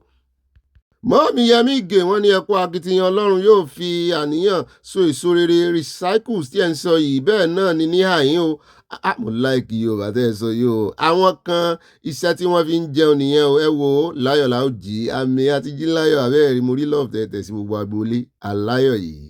Bàmí Isaac Adéwùsì wọ́n ní ó bí my heart bleeds for my dear country Nigeria looking at how bandits display their blood money so sad indeed in fact ó bà nínú jẹ́ gan-an ni. Fọláṣayọ̀ Ògúndèjì wọ́n ní Ọ̀gbẹ́ni Bobby ẹ kú iṣẹ́ o Ọlọ́run kú iṣẹ́ rẹ̀ o lórí àwọn ọlọ́pàá orúkọ wọn padà ṣùgbọ́n ọ̀rọ̀ inú wọn kò kúrò oró inú wọn kò kúrò àpẹẹrẹ náà ní ìwà búburú tí wọ́n tún ń hù sí ọmọbìnrin tó gbé òdòdó lọ sí ojú ìṣẹ̀lẹ̀ náà o Ọlọ́run yóò jà fún wa mi Oòduà nation going back wọ́n tẹ love sí a bẹ́ẹ̀ náà ni ẹ jẹ́ á lọ tààràtààrà sí ọ̀dọ̀ bá mi Kẹ́hìndé Òsèní Sàlámọ̀ ọmọ òwò olódò ọba original wọ́n ní ara ìdí tí a fi ní wípé kò sí ìlọsíwájú kankan fún ìlú wọn Nàìjíríà rárára yìí ni o nítorí wípé àwọn tí wọ́n ń ṣe adarí wọn Nàìjíríà rárára yìí kò sí ọpọlọ kankan fún wọn o. Mo jíṣẹ́ yín o bà mí. Atolúyẹmísí Abégúndé wọ́n ní ẹ kú iṣẹ́ agboolé wa yóò bí Hope Rufai Babangida Sultan of Sokoto Kano State Governor Abdulsalam former governor of Bauchi State Gumi and their colleagues are aware of the video where the bandits are sharing the proceeds from ransom. Wọ́n á tún jáde wọ́n á tún ṣe agbèfọ́ba fún wọn ni wọ́n á tún ní kán fún wọn amnesty ni wọ́n mọ̀ bá ṣe ń tọ́jú ara wọn awala àti ìsọjí ara wa ń bí. Bẹ́ẹ̀ náà ni ẹja lọ tààràtààrà sí ọ̀dọ̀ Àtolúkáòdé Hamzat bá mi ní ẹkú ètò Ọlọ́run ní tò ilé aláyọ̀ Ìgbòho kì í ṣe ọ̀daràn Ìgbòho ń jà fún ìran rẹ̀ ni o ẹ fi Ìgbòho sílẹ̀ ṣé bí gbogbo ọ̀rọ̀ tí Ìgbòho sọ ni ó jánà yóò jánà o in fact ó jánà ju ti ẹlòmíì tó pera rẹ̀ ní wòlíì tó lóun ríran lọ. Tí ó bá jẹ́ olójújì wá tí ó ti mú ẹkún sun látòkèèrè wọ́n ní gbogbo ìnira yìí àbá ti ṣẹ́gun rẹ̀ pátápátá ọmọdé gbọ́n àgbà gbọ́n ni a fi dálẹ̀ Ifẹ̀. Báàmí YT mi wọ́n ní Chief Sunday Igboho preaches peace in his separatism ideation, unlike Nnamdi Kanu, who always roll like an angry lion with venomous utterances. Chief Sunday Igboho is a great leader and shouldn't be compared to anyone with violent ideas in the name of separatism. Bẹ́ẹ̀ náà ni at More Adeyemo Báàmí ní OB. For me personally, I will not call those old babas Afenifebi, but mind you, sir, there is no amount of pleading you can plead because those old babas are no more justified. The confidence proposed in them. Kankan náà la jọ ń sọ, mi ò plead fún wọn. Ta ni ń plead fún? Báàmí ẹ lọ tún gbọ́, èmi ò plead fún wọn. Orúkọ institution lèmi ní ká mọ́ tanu àbùkù bá. Àwọn bàbá ìfẹ́ forí wa sọ institution ni.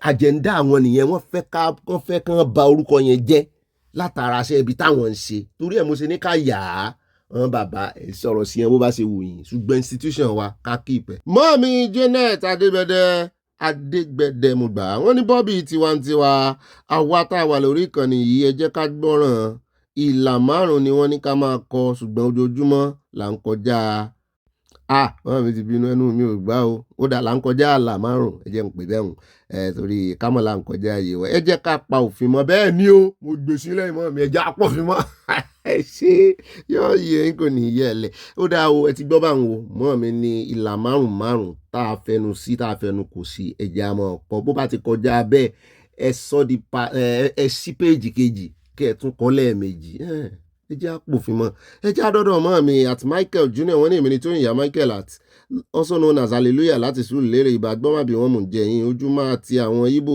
ìdí ni wípé tí wọ́n bá fi Kánú sílẹ̀ wọ́n ti mọ̀ wípé Yorùbá ló gbà sílẹ̀ Ìgbò wọn nífẹ̀ẹ́ Yorùbá rárá Yorùbá kàn ní ìfẹ́ sí gbogbo ayé ni bọ́lọ́run ṣe ṣẹ̀dá wa nù ṣùgbọ́n a ti ń gbọ́n báyìí àti ń gbọ́n mọ́ lọ́wọ́ bẹ́ẹ̀ náà ni àti Sálé Bakare wọ́n ní Ogbeni Bobby good PM what's happening location 419 things and is with maggot àti àṣewò ibà pàkà ìlú ibo ni ìyá ẹlẹ́kọ̀ọ́ wà o ẹ̀rọpílẹ̀nì tó mi lọ bá mi kí ìyá mi ẹlẹ́kọ̀ọ́ sí ó sì wà láyé ìlú ibo ni pléènì ń lọ o ìyá ẹlẹ́kọ̀ọ́ òkú o bẹ́ẹ̀ náà ni mọ́ọ̀mí Olúfúnkẹ́ Fájùmọ́ ni wọ́n ní Bobby láti ọdún 5 sísìsìn yípadà wo lẹ́rí nínú ìwà àti ìṣe wọn àpò ẹ̀wà ni àwọn darandaran fi ń kó owó ránsọ́ọ̀mù sí èyí tí àwọn agbófinró fi máa lọ mú báńdíìtì àwọn protesters ni wọ́n ń lé mú kiri.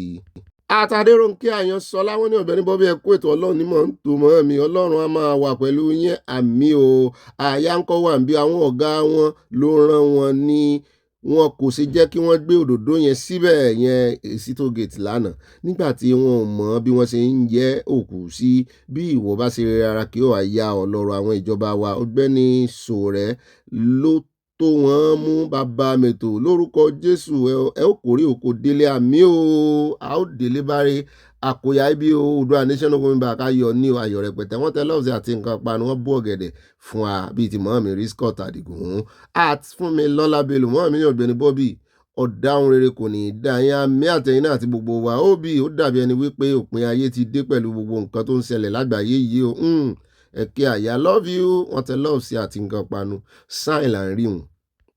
Bá mi Kẹ́hìndé Òsèní Sálímà wọ́n ní mo kí n dáadáa sa o bàbá mi Ọ̀gbẹ́ni Bobby Ọlọ́run ni bàbá gbogbo wa wípé ẹ̀ka lẹ́sà ẹ̀mí yóò gùn ní agbára Ọlọ́run Elédùmarè ọba òkè o àmì àtẹ̀yìn náà gbogbo wa lẹ̀mí wa gùn kò sì ní gúngùn yà. Mọ́ọ̀mí Adésọlá Ọládèjì wọ́n ní Tinubu jẹ́ kí Nàìjíríà máa lọ orílẹ̀-èdè rẹ̀. At Àbáyọ̀mí Rufai Bàmí ní òbí àtàyà Ọlọ́run Elédùmarè á máa bá yín tó ọkọ̀ ètò yìí o àmì o if we are not going to be deceiving ourselves Nigeria is a sorry state human life means nothing to many people in that country the only prayer is make Nigeria no happens to any one of us lẹ́fẹ̀ẹ́ kọ́ mo ti bá yín kọ́ dáadáa àdúrà yẹn á láti gbà dáadáa.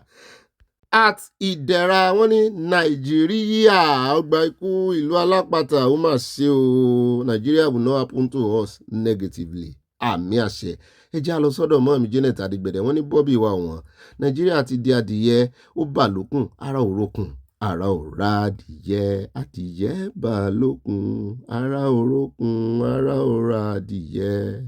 At Abiodun Osinawa wọ́n ní ẹkú ètò Ọlọ́run ní tó Ọlọ́run lẹ́ ń kí o kì í ṣàwa o. Ẹ bá wa sọ fún Sunday Igboho kí ó má sọ wípé tí wọ́n bá lè fẹ́ kọ tí wọ́n bá tú òun sílẹ̀ wípé òun á lọ gba Kwara sílẹ̀. Ọ̀rọ̀ yìí ń bí àwọn kan nínú o. Àwa fẹ́ràn Sunday Igboho wọ́n tẹ́lẹ̀ ọ̀sẹ̀ àti nǹkan panu o. Ẹ kú ètò ìfẹ́ náà láàfin mọ́ rọra bára wa sọ ṣeun bá mi. A jíṣẹ́ àwọn náà mọ̀ gbọ́ báwọn.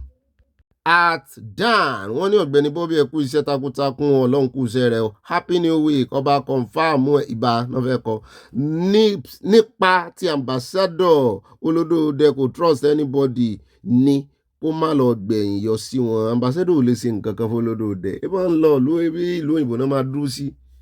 At Debbie Dare wọ́n ní Ọ̀gbẹ́ni Bobby ẹ kú iṣẹ́ ìlú ìròyìn òní yìí tún jẹ́ ara òótọ́ nípa bó ṣe ń lọ ní ìlú Nàìjíríà. Omi gbígbóná Nàìjíríà ti dàpọ̀ mọ́ omi tútù. Olúwa ni ó lè bá wa yanjú rẹ̀. Pínpín ní ọ̀nà àbáyọ o. Oòduà nation no going back. Ó ra ọ̀ ẹ káàbọ̀ padà yá. You're welcome.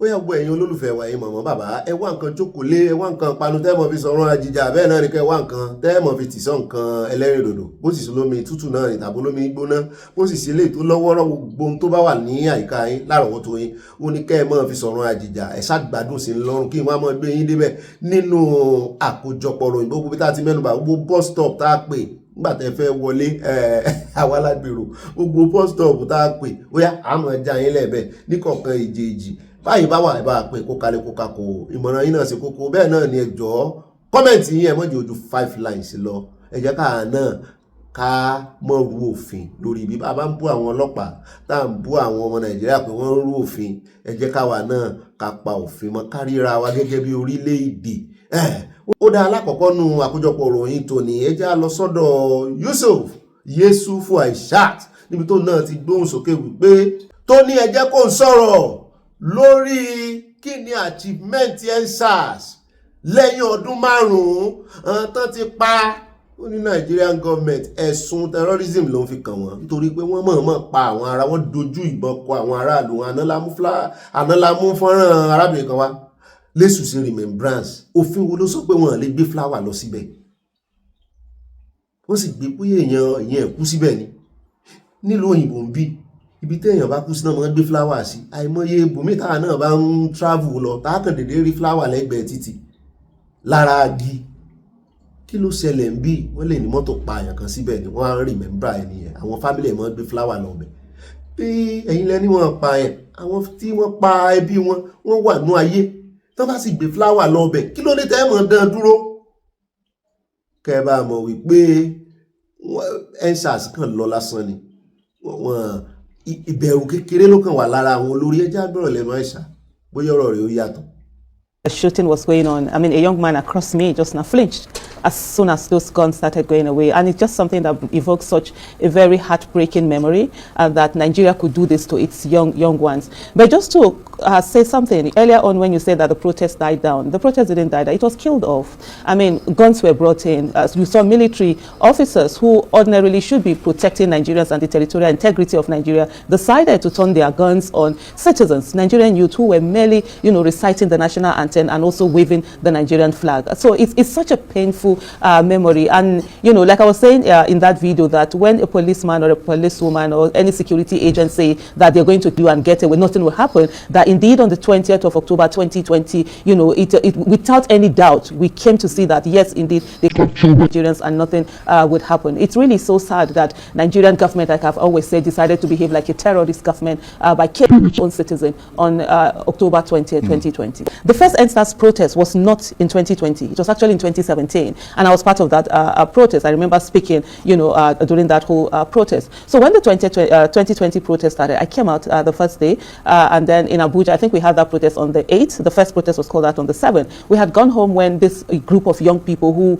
woke up, one of them sent text to his colleagues at around 2 a.m. And then they decided to come out. And police, of course, usually being the Nigerian police, tear gassed them. And they said they were coming out. And so I joined them that, although the mind for me was the fact that these are Nigerian youths who are coming out to protest, and the police had attacked them, and I was there to be with them, to give them that moral support and just say, look, hey, whatever the police was going to do, you needed to go through me to get at them. And even the pictures, those pictures that went viral, I was literally at the back almost all throughout. They were doing their thing, they owned the protest, and they were so organized. And so it was when the police came out that they wanted to shoot me in Abuja. That was when I came to the front and I said, if you're going to shoot them, then you have to put the bullet through. Because what did they do? In spite of the fact that Nigeria has not given them an enabling environment for them to thrive, they found niches for themselves, and they're thriving, they're doing so well. And you're killing them just because they have tattoo, you know, they have dreadlocks, or they have laptops or beautiful cars. What is a crime in that? And so for me, it wasn't about being the excitement of the moment. It was just about the Nigerian youth are being attacked by Nigerian police, and I needed to be there and ensure that they were okay. ó dẹ káàbọ̀ padà náà lẹ́tí gbọ́ lẹ́nu Aisha yẹn ká mọ̀ tún pẹ́ lórí rẹ̀ mọ́ ẹjá wa lọ tààràtààrà sí ọ̀dọ̀ ẹjá wa kọ́kọ́ mú ká tó lọ sọ́dọ̀ Sowore torí òun ni mo fẹ́ ká fi sí pẹ̀kun ròyìn ẹjá kọ́kọ́ dé ìlú Faransé níbi tá a ti ń gbọ́ tí wọ́n ń pariwo olè mú ní apá abo ní ariwo tí ń wà wọ́n ní láti museum wọn ni òun níbi tí wọ́n ń kó nǹkan ìṣẹ̀ǹbáyé wọn sí lórílẹ̀-èdè Faransé wọ́n ní wọ́n ń pè bẹ̀ ní Museum Louvre mo ní wọ́n ní lọ́jọ́ Sunday ní ìṣẹ̀lẹ̀ o ṣàìdédé náà rí àwọn kan bí ìgbà tí wọ́n ń tún apá abì kan ṣe ń bẹ̀ náà bá gbé mọ́tò kan báyìí tí wọ́n ní mechanized ladder náà pé tí wọ́n ní ladder náà bá gbé ladder rẹ̀ tí ògiri náà bá ń gòkè náà bá ń sọ wọ́n bá ń kọrin mo lè gòkè mo lè sọ wọ́n sì ń gòkè wọ́n sọ náà àṣẹ olè ní wọ́n kàn múra bí òṣìṣẹ́ ni àṣẹ ìwá àṣẹyìn bọ̀ àfibọ́n ṣe jí òkúta tí ò ní iye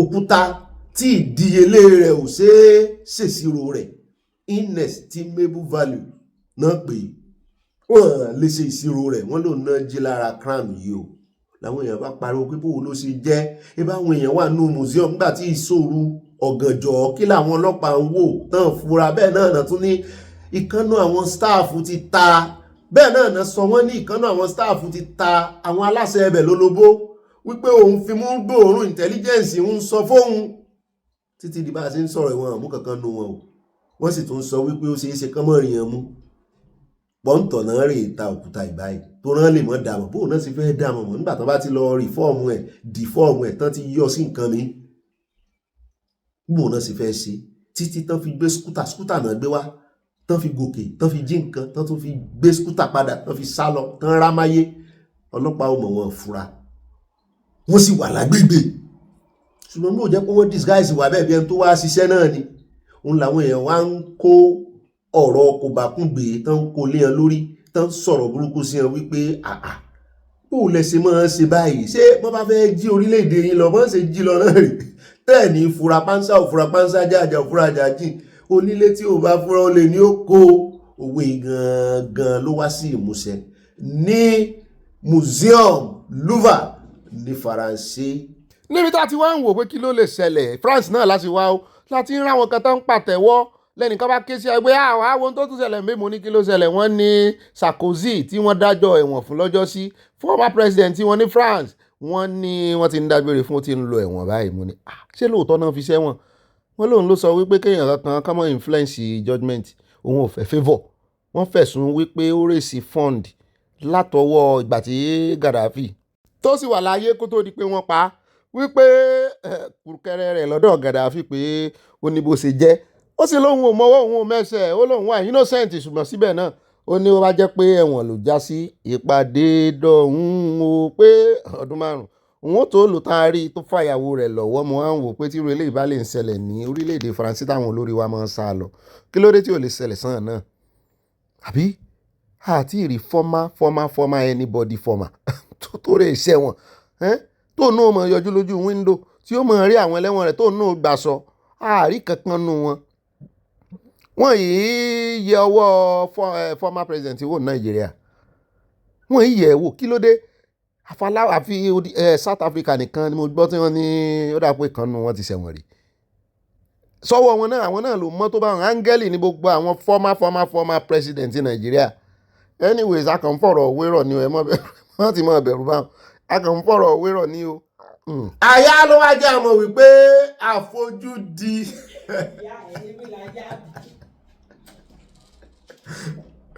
àyà ló wá ń sọ fún wa ní ìsìn ó ní àfojúdi ló ń ṣe wọ́n pé complicity ẹ̀yọ́ complicity kan pé complacency ni mo ní àyà ń fèèbò ó ti wọ̀pọ̀ gàrí ògbèbò ó láfojúdi ni wọ́n ti rẹpẹtẹ wọ́n ti sùn ó lára tó sì ń ṣe wá ńlẹ̀ Yorùbá náà rí olórí ọ̀rọ̀ àwọn Fúlàní àfojúdi wọn lé wọlé Yorùbá wọn ìkékòó wọn lé wọlé Yorùbá wọ́n ti ń kó Kwara ṣùgbọ́n ìròyìn tá a wá ń gbọ́ náà báyìí wọ́n mọ̀ ń dùn mọ́ mi ìròyìn lásán ni o èmi ò tí ì rẹ́rìí rẹ̀ èmi àti mọ́ mi mo rohun Adébọ̀ lájọ sọ̀rọ̀ wọ́n ní ṣé mo ti gbọ́ wípé wọ́n ń pa àwọn báńdíìtì ṣeré wọ́n ní wọ́n rẹ́ran wọn gan sà wọ́n sì ní àwọn ọmọléeṣẹ́ ológun ojú òfurufú náà ń ṣe bẹ́bẹ́ yìí ní Kwara àti Kogi mo lémi náà gbọ́ ta sí mi létí o ṣùgbọ́n gbígbọ́ ni mo fi gbọ́ o n ò rẹ́rìí o ó yẹ kán lè fún alẹ́ rí o ṣùgbọ́n bó bá rí bẹ́ẹ̀ inú wa dùn o ayọ̀ wa kún kán pa wọ́n sí i kán mọ̀ wípé àwọn gbé sàárà àwọn kọjá mọ́sálásí ilẹ̀ Haúsá náà ti ń wò wọ́n ń ran náà ti gbàbọ̀dè fúnra wọn ilẹ̀ Yorùbá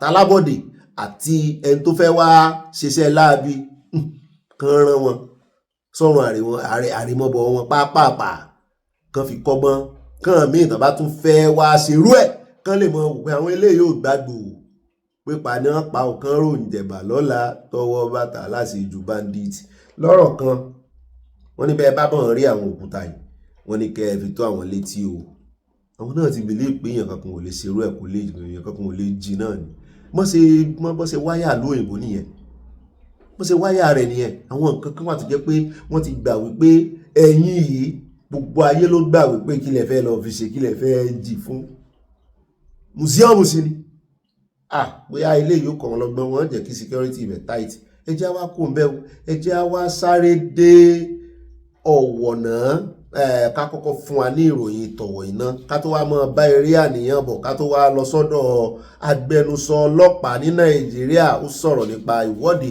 tó wáyé lánàá lórí ọ̀rọ̀ ìfàǹfà tá à ń gbọ́ pé wà láàrin kábíyèsí àti chairman Ọ̀wọ̀ local government ẹ jẹ́ àkọ́kọ́ gbọ́rọ̀ lẹ́nu chairman Ọ̀wọ̀ ká tó wá sọ̀rọ̀ lé lórí ẹ bá ń tẹ̀sí.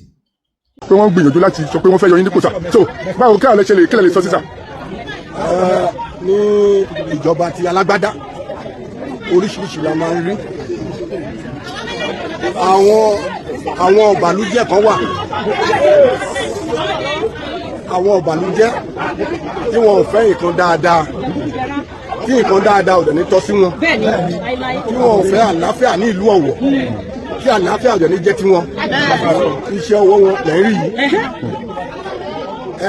àwọn kan wà wọ́n wà níbì kan àwọn ọ̀dàlúrú àwọn ló rán wọn wá àwọn mẹ́fà ni láàárọ̀ inú wà lọ́fíìsì wọ́n ń wá ọkùnrin fẹ́lẹ́ fún àwọn supervisor ní ọ́fíìsì ló kàn gbọ́ tí wọ́n ń jà ní legislative house kí ló ṣẹlẹ̀ ń bẹ̀ wọ́n ní wọ́n yọ chairman ni ṣé chairman ni gáàdì wà ń bí ni wọ́n yọ chairman mo ní mi mọ̀ wọ́n ní chairman káfù bò àwọn ọ̀sán pé káfù mo ní àwọn oníwọ̀n invite mi kò sí lẹ́tà kò sí nǹkankan sí interview àjọ wà ní program àwọn women lánàá lókè mọ̀ pé ìjẹta àjọ wà ní secretariat tí a ti ń ṣe shrine fún àwọn supervisory councillors and advisers nothing but gbọ́dọ̀ ṣe rí nǹkan sí àpòyẹ sọ́lá kàálẹ́kọ̀ọ́ àwọn ajẹbúrújẹrá àwọn tí ò fẹ́ nǹkan rere àwọn ọ̀tá ìlú àwọn ọ̀tá ìdàgbàsókè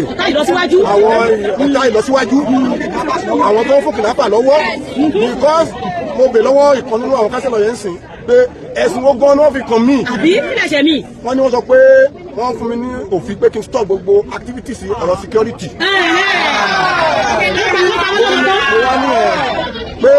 pé kí n stop kí wọ́n ní kí n stop activities àwọn kidnapper gbogbo àwọn security outfit àwọn vigilante wa wọ́n ní kí n suspend ẹ̀ wọ́n ní mi ò gbọ́ pé gbogbo owó pé mò ń lọ sí pé mi ò fún wọn lówó pé wọ́n fún wa lówó ń bí ká fi kí wọ́n ná pé mo lọ ń ṣògbè mọ̀pọ̀ mo mú wá rántí pé nígbà yẹn wọ́n ní kí n fún wọn ní 25 million mo dẹ̀ ní mi ò ní iṣẹ́ ìlú ni mo wá ṣe àlàáfíà ìlú ni mo wà fún ẹ bá fẹ́ bá mi ṣiṣẹ́ pọ̀ ẹ fi personal interest yín ẹgbẹ́sẹ̀ gbẹ́ but inú wọn ò dùn sí pẹ̀lú àwọn ọ̀gá tó ń rán wọn níṣẹ́ àwọn kan sọ pé tí n bá ṣe wà ní chairman ní council pé àwọn ò ní lè gbàkútí wọ́n ní wọn ò ní rówó kó jẹ wọ́n ní Ọmọláyọ̀ ò ní gbà kò ní gbà ní.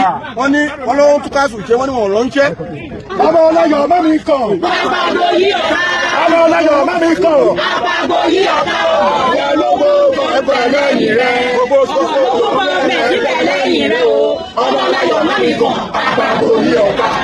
ó kàn wá rọ àwọn òṣìṣẹ́ wa kò sẹ́ni tá nìkan dáadáa inú ọ̀ ní dùn. bẹ́ẹ̀ni. ìkọ̀ tẹ́ rí wọ̀nyí ṣe pé a bribe wọn. láyé. iṣẹ́ tá a ṣe. òun ló fọ̀hún. tí wọ́n rí tí wọ́n ń dùn sí. wọ́n ní nǹkan tá à ń ṣe kábínẹ̀tì wa ń ṣe pé wọ́n ṣe rú ẹ̀rí. wọ́n dẹ̀ ní wọn ò fẹ́ ẹni tó máa dàrú. wọ́n dẹ̀ wá dún ilé tùdé wọn ò jà fún mi o. rárá o. ìwà fighting for them. àwọn local government ojú wọn ni wọ́n ń jà fún o. ó yẹ fi rọ̀ yín pé àwa o ìlọsíwájú ọ̀wọ̀ òun làwọn wá ń tiwa o. gbàtọ́ dẹ̀ sáré wá bí ọmọdé bí wọ́n ṣe ogun ẹ̀ less than 8 minutes. The clerk of the house kò wà wíà. Clerk of the house kò wà wíà. Resolution wọn lókùnkọ̀ fún clerk of the house. Ìgbà tí mo débi tí mo rí wúmọ̀ ẹ̀ tó ń sunkún wọ́n ní màdámà sunkún. Kò sí kan tí wọ́n lè ṣe. Fọkàn ara ẹ̀ balẹ̀. Ó wá fẹ́ sàn gbọ̀n wọn ní màgbọ̀n màdámà. Ó ní wọn ṣáà débẹ̀ gidigidi. Yá fọ fọkún fẹ́lẹ̀ wọn kò máa wọrí. So àtijáde sọ gọ́ọ̀dù kò sí nǹkan tó ṣẹlẹ̀. Àlàáfíà la wà o. àlàáfíà. Wa àwọn èèyàn tí yóò dáa wọ́n ti fojú ara wọn hàn.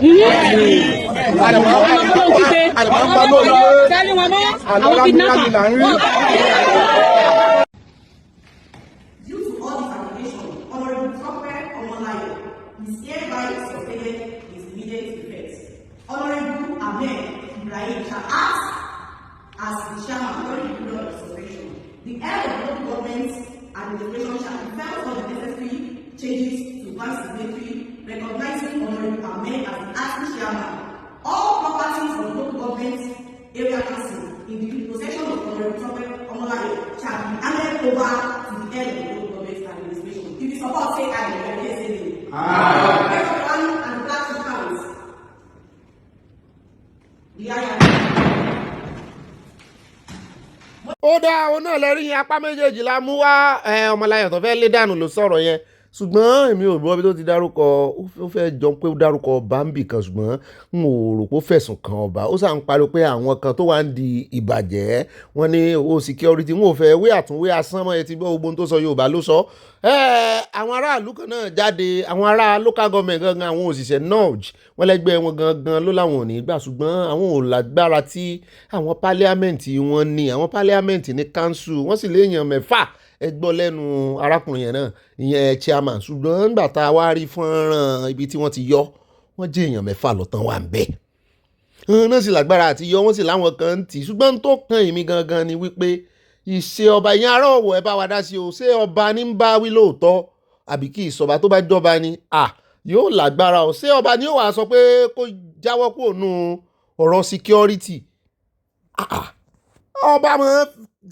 ọba mọ́ làkàkà kí ààbò wà ń lù ní bó lọ bó ṣe wá ní kán mú 25 million wá àbí kán gbogbo owó orí security nìkan ní náà lé mọ̀ pé first thing on the list láti ṣe fún aráàlú náà ní security pẹ̀lú gbogbo bó tiẹ̀ ṣe ń ṣẹlẹ̀ Ọ̀wọ̀ náà kan náà ti pa ọ̀pọ̀lọpọ̀ àwọn èèyàn ṣọ́ọ̀ṣì lọ́jọ́ sí ṣé ẹ tún fẹ́ wọra yín ìran ni ẹ fẹ́ kí kidnapper wá gbé yín ẹ̀yin aráàlú tó bá jẹ́ pé lóòótọ́ ni arákùnrin ń ṣe iṣẹ́ gidi lórí security lọ́wọ́ ẹ tètè pàápàá kẹ̀dá sọ̀rọ̀ ẹ̀ mọ̀ wọra yín ràn ọ̀gá mi kí lẹ fẹ́ sọ lé.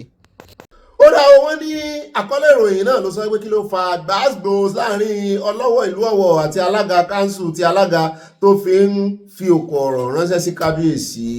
wọ́n ní ọ̀pọ̀ ọmọ ìlú Ọ̀wọ̀ nípínlẹ̀ Ondo ló ti ń bu ẹnu àtẹ́lu alága ìjọba ìbílẹ̀ náà alàgbà Ọmọláyọ̀ Tọ́pẹ́ Moses lórí ẹ̀sùn pé ó sọ̀rọ̀ àbùkù sí ọlọ́wọ̀ ọba Àjíbádé Gbadégẹṣin Ògúnóyè kẹta gẹ́gẹ́ bí ohun tí àgbọ̀ wọ́n ní àsìkò tí alága náà ń bá ẹnìkan sọ̀rọ̀ lórí ẹ̀rọ ìléwọ́ tẹ́ gbọ́ ló kàbù kábíyèsí èyí tí kò dùn mọ́ àwọn ọmọ ìlú náà nínú bó ti ẹ̀jẹ̀ pé kò dárúkọ kábíyèsí tààràtààrà ọ̀rọ̀ yẹn ṣe yí àsìkò gbọ́mi sí omi òtó yìí náà ni àwọn kan lára àwọn kánsẹ́lọ̀ ìjọba ìbílẹ̀ ọ̀hún fi ìbò wọn dá alága náà dúró àmọ́ Ọmọláyọ̀ ti sọ pé ara wọn ni wọ́n dá dúró wọn lè lóun dúró orin Davido ló kọ sí wọn ó ní kò sẹ̀yìn ọlọ́wọ̀ ẹ̀rí pé kò dárúkọ ọlọ́wọ̀ ṣùgbọ́n ó ní àwọn tó náà dùn dúró pé wọ́n ń ṣe é lásán ni.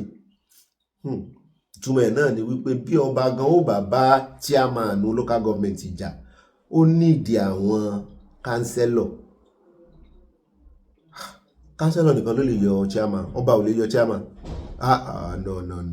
À ń bọ̀ ń bẹ kí lẹ rò pé Ọọ̀ni of Ifẹ̀ sí ń rawọ́ ẹ̀bẹ̀ sáwọn gómìnà pé ẹ mọ́ gbé àwọn sábẹ́ àwọn ìjọba alága sábẹ́ alága ìjọba ìbílẹ̀. Àbùkù ńlá ni kálága máa fọwọ́ lálẹ̀ fún kábíyèsí àti ẹ̀gbọ́n tí gómìnà. Wọ́n ní àwọn ẹ̀sùn tí wọ́n fi kan Ọmọláyọ̀ ni pé ó ń ná owó ìjọba ìbílẹ̀ náà ní ìnákúnà àti pé ó rí àwọn ọba aládé ìjọba òfin tó fi mọ́ àwọn ẹ̀sùn míì. Ìròyìn ní nǹkan bí aago 9 àárọ̀ ọjọ́ náà ní ọ̀kan lára àwọn kánsẹ́lọ̀ ọ̀hún Adédoyin Adéyẹfà kó àwọn 6 míì sòdí láti fi ìbò dá Ọmọláyọ̀ dúró. Wọ́n yọ alága yìí bí ìgbà téèyàn bá yọ jìgá. Wọ́n ní lẹ́yìn ìgbésẹ̀ yìí ni àwọn ọmọ ẹgbẹ́ òṣìṣẹ́ ìjọba ìbílẹ̀ ọ̀hún náà bẹ̀rẹ̀ ìfẹ̀hónúhàn láti sọ pé àwọn kò faramọ́ ìgbésẹ̀ àwọn kánsẹ́lọ̀ náà. Àwọn olùfẹ̀hónúhàn ọ̀hún sọ pé ohun tí àwọn kánsẹ́lọ̀ náà ṣe kò tẹ́ àwọn lọ́rùn, bẹ́ẹ̀ ni ọ̀nà tí wọ́n gbà láti yọ Ọmọláyọ̀ lórí oyè kò bá òfin mu. Ọ̀rọ̀ àbùkù wo ni Ọmọláyọ̀ sọ sí ọlọ́wọ̀ fọ̀wọ̀ àsìkò tí alága náà ń sọ̀rọ̀ pẹ̀lú obìnrin kan ni wọ́n ká ohùn rẹ̀ sílẹ̀. Nínú ohùn náà tí wọ́n ká sílẹ̀ ó kàn mẹ́nu bà ìpàdé tí ọlọ́wọ̀ pè òun àtàwọn míì sí láti yọ òun kúrò lórí àpèrè. Ó ní ọwọ́ ọlọ́wọ̀ náà bá ń bẹ̀. Ó dá ọwọ́ ẹgbọ́ èèyàn mi ẹjá wá rìvásì padà sí ọ̀rọ̀ tí Ọọ̀ni olórí ọba aládé tán sọ tán rawẹ́ ẹ̀bẹ̀ báwọn. Ẹ̀yin gómìnà àbáyín dupò àbáyín du agbára nǹkankan ní kẹ̀kan mọ́ sí ẹ mọ́ fojú wa gbolẹ̀ lọ́dọ̀ àwọn alága ìjọba. Ọ̀rọ̀ yẹn ó sẹ̀ méèkì mí ní ìsinmi ní báyìí. Èmi gan mo kàn sọ lọ́jọ́ yẹn ni pé ilé ìga o abẹ́ ìwà àríbi tó gbà yọ, abẹ́ ìríbi tó ti sẹ́yọ láàrin odidi ọba ọlọ́wọ̀ wá jọba kékeré nílẹ̀ Yorùbá. Ìtumọ̀ ẹ̀ náà ni wípé nínú òfin tó ní o n ò mọ́tọ̀lá o, torí ẹ̀ la ṣe ń sọ fáwọn ọba yìí náà kán má jẹ́ káwọn olóṣèlú jàn máyé, kán náà máa bá wa fẹnu sí ń tá ń béèrè fún mo ga o Sunday Igboho owó ìgbàlọ́rọ̀ rẹ ṣé wòlíì ní Sunday Igboho ni ṣé wòlíì ní owó bàbá Adámì ni? Ọ̀rọ̀ rẹ̀ dàbí ọ̀rọ̀ Mósè tó kàn ọmọ Ísírẹ́lì kúrò lè nínú àmọ́ nínú ẹrú lóko ẹrú Íjíbítì ni o. Bọ́rọ̀ rẹ̀ ṣe rí nù. Èèyàn báyìí ẹjẹ́ agbágbára yín padà fún yín bó lolóṣèlú ṣe máa lẹ̀ mọ́ yín. In the settings of priority of power ní Nàìjíríà as far as constitution is concerned, traditional power òun ló kéré jù nínú hierarchy of powers. Traditional power kánsẹ́lọ̀ ju ọba lọ. Èmi kọ́ mo sọ bẹ́ẹ̀ o, ká mọ̀ jiyàn ká sọ jiyàn nù agbára hierarchy of powers. Ẹmọ náà lẹ́rí tí ń play out rí. Ẹ mọ̀ jiyàn ẹ jẹ́ àjọ gbèrò ká bẹ́yìn bá ní kò rí bẹ́ẹ̀ ẹ jẹ́ àjọ yẹ̀wò. Ó kàn yẹ pé kì í ṣe live program là ń ṣe ni. Kí ló wá mú ọba tí ò ní ìjọ ìwọ kíníkò tó yẹ pé wọ́n sẹ̀ ń sá lọ bá wọn kánsẹ́lọ̀? Ẹbẹ́ téèyàn bá lọ sábà ẹni tó ń ju ìyàn lọ́nu ìrànlọ́wọ́ lórí ìbéèrè lọ́wọ́ rẹ̀. Bẹ́ẹ̀ ni òrè sábà yàn kó gbà ọ̀lẹ̀ ọba ọ̀wọ́rẹ́ sábà àwọn bọ́rọ̀ ìṣe rí ni a kàn play abígbà tá ń play fíìmù ni o. Wọ́n sọ pé kìíní o bí ìgbà tán rèé bá àwọn kánsẹ́lọ̀ ni pé èyí nìkan ni mo ní o tẹ́lẹ̀ bá ń sí o. Tán kánsẹ́lọ̀ tó bá jẹ́ pé wọ́n fọwọ́ wẹwọ́ pẹ̀lú chairman tán fẹ́ yọ yìí ni ẹ rí i pé wọ́n gbọ́ ọba ọ̀wọ̀ lẹ́nu pé kí lẹ̀ ń sọ bàbá ẹ̀ mọ́ dọ̀wọ́. Ìtumọ̀ ẹ̀ ni wípé in the hierarchy of powers traditional power ló kéré jù. Wọ́n sì fẹ́ recognize wọn ni táwọn ilé ìgbìmọ̀ aṣòfin deliberate. torí àwọn kánsẹ́lọ̀ tẹ rí yẹn tẹ rò pọ̀n kéré ilé ìgbìmọ̀ asòfin local government nìyẹn o wọ́n kàn dàbí assembly ní state bẹ́ẹ̀ náà dàbí àwọn senator yín àtàwọn house of rep ní federal bó ṣe rí nìyẹn wọn náà ń ṣòfin o àwọn kánsẹ́lọ̀ tẹ rí yẹn asòfin ìjọba àbílẹ̀ nìyẹn o so àwọn náà ní speaker láàrin wọn bá ṣe wáyé àwọn náà lè yọ chairman bá a bá dé state level ti state assembly ló lè yọ gómìnà bá a bá dé federal àwọn senator house of rep àwọn náà lè impeach ààrẹ pípele ẹ̀sìn rí nìyẹn ìpele mẹ́ta lágbára pín sí political power political will ní nàìjíríà kò sí traditional bẹ́ẹ̀ o àwọn èèyàn ó ti deliberate tán fẹ́ fún local government iye báyìí la fẹ́ fún ọba àwọn náà ń determine iye tí ọba ó gbà wọ́n lè mọ́ fọba lówó oṣù so torí ẹ̀ lẹ́sẹ̀ rí tí Ọọ̀ni Sunday Igboho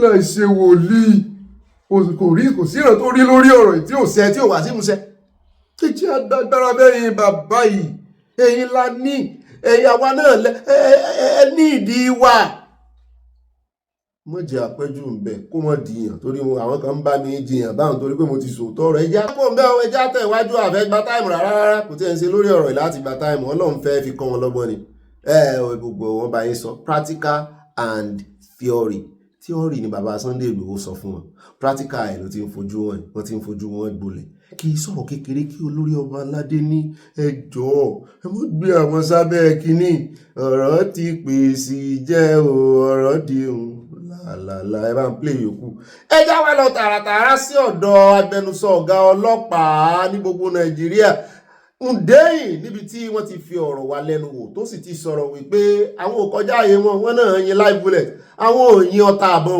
gbogbo nǹkan ẹgbọ́n tí ń dún pàápàá takuntakò wọ́n ní kánéèjì inú tajútajú ní tear gas wọ́n ní táwọn yìí nu wọ́n ní àwọn sì gbé ìgbésẹ̀ yìí ní ìbámu pẹ̀lú òfin Nàìjíríà àti wípé wọ́n ní ìkìlọ̀ ti wà ńlẹ̀ tí ilé ẹjọ́ tó ti ẹ̀kú ti ẹ̀jẹ̀ pé ẹ́sípáté kìíní náà gbé kalẹ̀ ilé ẹjọ́ kò sí other party mẹ́ ṣùgbọ́n wọ́n ní àwọn ti bá other party jíròrò hàn sì ti jẹ́ kó yé wọn wípé àwọn bí báyìí ẹ mọ́ rìn bẹ́ẹ̀ o pé ipa ìfẹ̀hónú alálàáfíà láfẹ́kẹ́ ṣe àwọn oníkẹ́ ẹ mọ́ ṣe ìfẹ̀hónú hàn o ṣùgbọ́n bẹ́ẹ̀ bá ti rìn síbi tí ò yẹ kẹ́rin sí kò lálàáfíà nú mọ́ o ẹ jẹ́ àkọ́kọ́ gbọ́rọ̀ lẹ́nu tiwọn ká tó lọ sí ọ̀dọ̀ Sowore.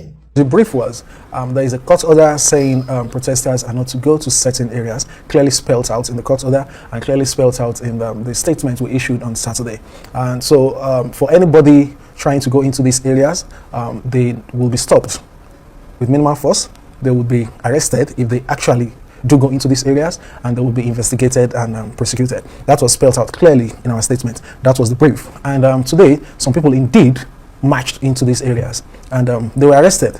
And we also used minimal force commensurate with the resistance we got, and that was the use of tear gas to disperse the crowd. It worked, no injury, and the protesters were dispersed. And this came after several warnings for them to disperse. So the excuse of the people with health concerns does not come up, because they were clearly warned that you need to disperse, you are violating a court order, or else we're going to use tear gas. Now the issue of live bullets, there was absolutely no use of live bullets.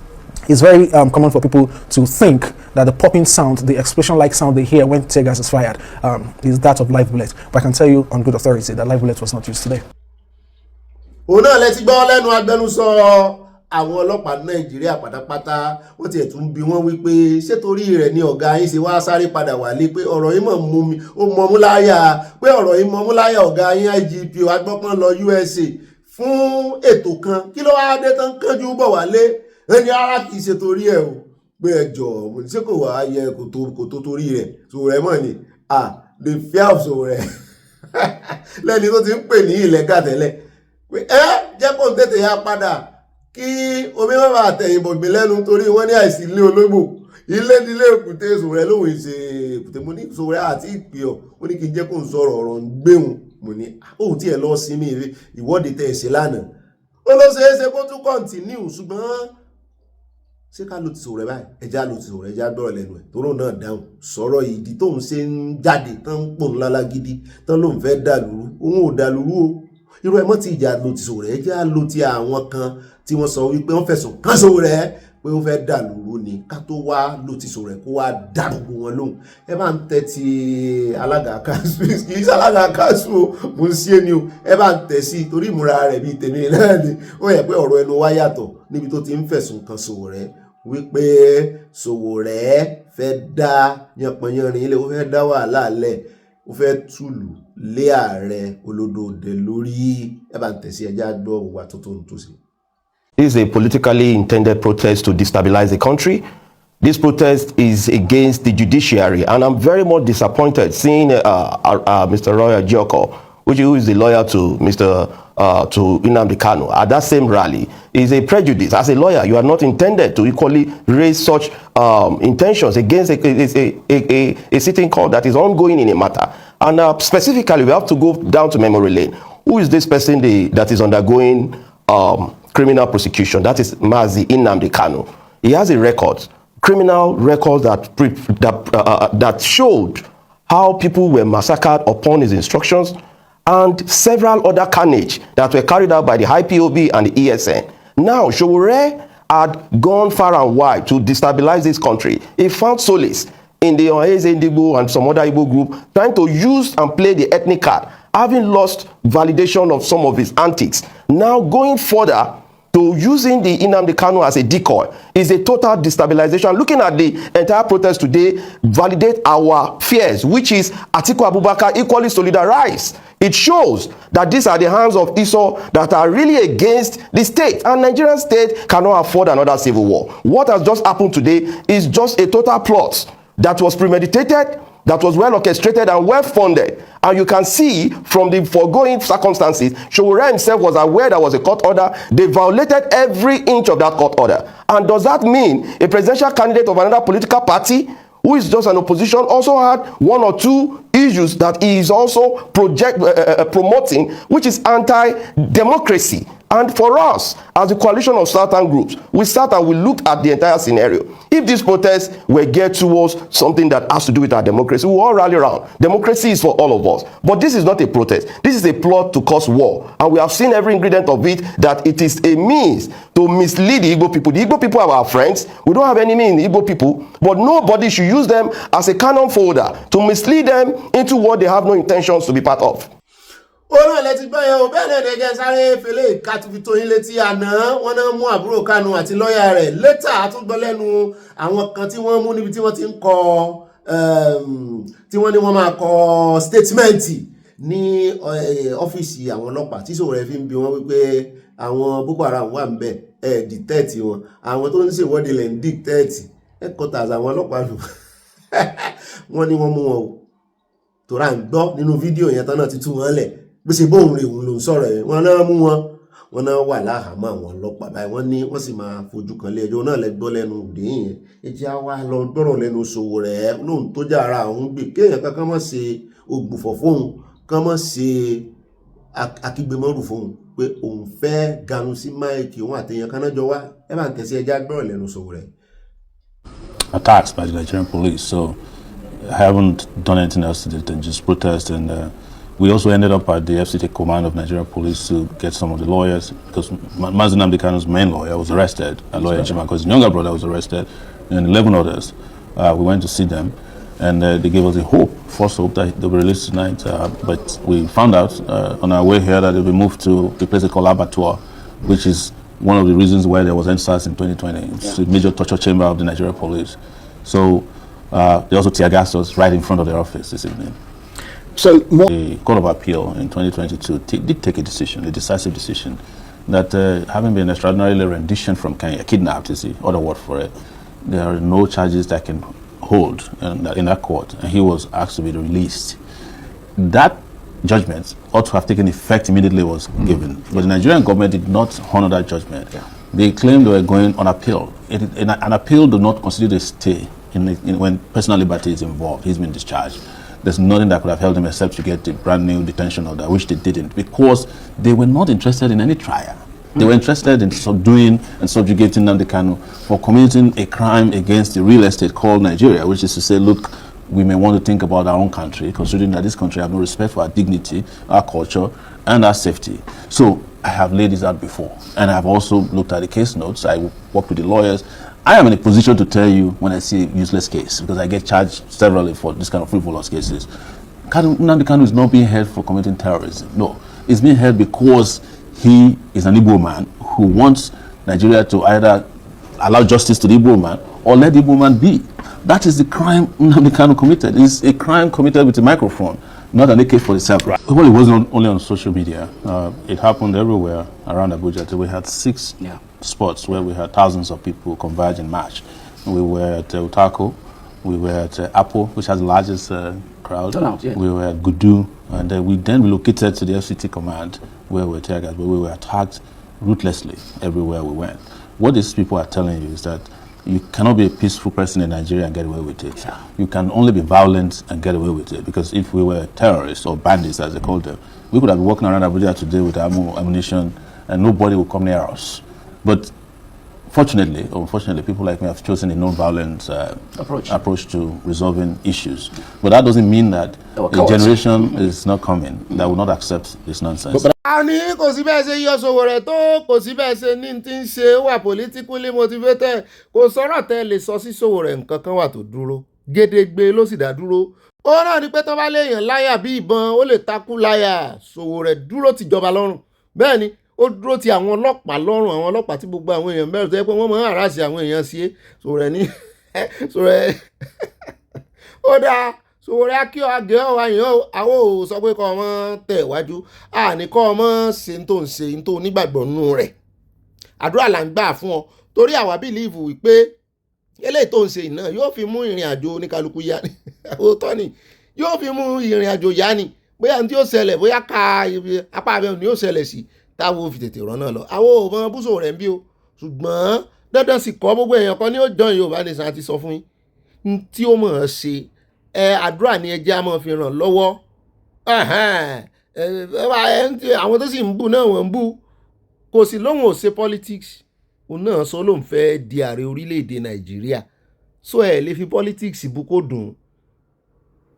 Kò yẹ kó ṣe ìwọ́de nígbà tó ń ṣe ìrántí kínní. Bá mi Òkè ńlá Adédọ̀tún náà sọ wípé àwọn ò láìkí bó ṣe ṣe ìwọ́de ní ìrántí EndSARS. Bóníkálùkù ṣe rònú, bẹ́yìn ṣe rònú, bí Kanu ṣe rò ọ̀tọ̀. Kò sófin Nàìjíríà tó ní kí Kanu mọ́ ṣe ìwọ́de ní anytime tó bá yàn. So ṣùgbọ́n gbogbo náà la ní perspective tí a gbogbo náà la ní tá à ń rò nípa rẹ̀. Kò sì ṣe èyí tí ò dá ń bẹ̀. Bẹ́yìn ṣe rò ó dá báwọn. Bóun náà ṣe ń ronú àgbàlagbà ni yóò ní àmọ́ ronú fóun ni. Òun mọ bóun ṣe ń ronú òun.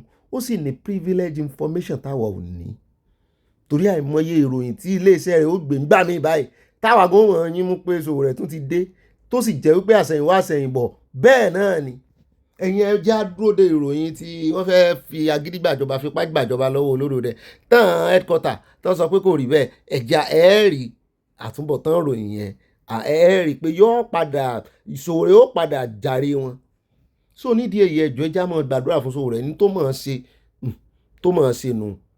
Tiwa ni pé kó mọ̀ tẹnu àbùkù bá àwọn struggle míì. Dandan kọ́ ni kó gbèsè Yorùbá lẹ́yìn. Ní tí ń ṣe iná yóò ṣe dáadáa fún Yorùbá tó bá fi lè kógojá tó lálùyọ lórí rẹ̀. Àwa náà yóò tù á lára, ìrìn àjò yẹn ó sì rìn ní sàn kan náà. Ṣùgbọ́n bí ọ̀pọ̀lọpọ̀ àwọn ọmọ Yorùbá ṣe wá ní kò dá sí tàwọn tara alé lórí ìdásí pé èèyàn wọn kọ́kọ́ tún léṣe kó tó tún tàṣe ni. Gbogbo ọmọ Ìgbò tí wọ́n ń bú wa tẹ́lẹ̀ tí ń bú Yorùbá tán ní Yorùbá ní problem àwọn. Ọ̀pọ̀lọpọ̀ wọn wá ń gbé kùndùsì fún Sowore báyìí ni ó wípé so Yorùbá lè dúró ti àwọn. Torí ẹ̀ la ṣe ń sọ wípé wo aninilára kan náà ní fìyà jẹ everybody. Bá a bá lẹ́nu wá bá lè kò bọ́n ṣe máa sọ nígbà náà wípé wọ́n ń ta káìtì lẹ́yìn mẹ̀kúnnù ni. Àwọn alágbára àwọn aninilára yìí wọ́n ń ta kí lorúkọ mú ní káìtì géèmù tó máa ń play yìí draft. Wọ́n ń play ẹ̀yin ọmọ Nàìjíríà náà gbé igbá draft wọn sí igbá yòó tó ń play ẹ̀. Ó kàn kú kàn ọmọ Nàìjíríà àti Ìgbò àti Haúsá àti ẹ̀ka yọ Haúsá kò ń bẹ àti Ìgbò àti Yorùbá in fact náà méjì yẹn bá lè dìde ẹ rí wípé wọn ò ní lè lo ẹ̀yìn àwọn Fúlàní àtàwùsá láti mọ̀ fi play draft mọ́. Ìṣọ̀kan yìí náà ni, ṣùgbọ́n wọ́n ti lo divide and rule dé fún wa débi wípé a ti kórìíra ara wa. Charles, please permit me first of all to commend my brother here, Showore. I was born 7 years after the Civil War, and for the first time in my adult life, I felt loved as an Igbo man by other Nigerians. Another Nigerian took it upon himself to say enough of this balkanization of fatherland. Well, that's a bit of an exaggeration, isn't it? But that's what it is. Igbos are across the country doing business and attending to their affairs. That is earned by merit. I'm talking about someone sacrificing his own liberty to say there's a brother in there, because an injury to one should be an injury to all. If we are to build our country, then indeed we must have that understanding that together we should, not by letting some people out of this whole process. So, my brother Showore, thank you. Thank you for showing love to a fellow countryman. Word. Because that word is really intriguing to me. You know what the exact word? Tell me. In the 90s, when Showore was protesting as student activist, and Mr. Bayo Onanuga with his paper was supporting Showore there because the protests, they were all together. Showore was not an anarchist then. When they were all together, didn't Showore come out recently to say that even Mr. Bayo Onanuga played the fundamental role by supporting the career anarchists? So when they were protesting against June 12th, that Mr. Bayo Onanuga was part of against the military, Showore was not a career anarchist then, because the protest supported them. The lack of Mr. Bayo Onanuga giving Showore coverage in his paper then, he was not a career anarchist then. So it is today now that Mr. Bayo Onanuga now remembers, because he's in a government that they are presenting as opposing what Showore is today. He remembers. This Nigeria will bust your mind, please. You know, sometimes they say, if you live long enough in this country, you will see rubbish. You see, the truth has to be said. When interest does not align, these are the things. These are people I respect so much. Mr. Bayo Onanuga. You know why I respect this man? He had so much fundamentals then. He was told to come and apologize for something, about his story or something. He said never. You mean Bayo Onanuga? Yes, back in the 90s. No, I'm talking. No, it's not now. I'm saying history. Okay. Back in the 90s. That's why they left Concord. And they went to set up the news then. Him and the great Babafemi Ojo, they were told to come and apologize. I said, no, we're not going to put in a word. They stood for their conviction. I will still always remember and respect Mr. Bayo Onanuga for that. Because they were those that were in the midst of struggle in this country. But today, like I asked, what changed? It's the same better Nigeria these guys are protesting for that you, Mr. Bayo Onanuga, protested for there. Now you are slamming the lawyer. When them Ganifa Wemi and them Femi Falana were protesting them, marching for June 12th, you didn't remember to report them to the NBA then because you are on the same side. Now that it has changed now, you say the lawyers, the Jimako and the likes are sub judice. Oh, let's go into the itinerary of sub judice. You know how many matters that are sub judice that people prognosing? All we are calling for is sanity in this process. I have not said everything Nnamdi Kanu did was right, but I'm calling for fairness. A court of appeal, I said, leave this man. Even the Supreme Court, in judgment to overturn all of this. There was one dissenting judge, Ogbeni. Igbo leaders went to President Buhari, asked for political solution. And we are hearing dragging of this case, dilly-dally, here and there.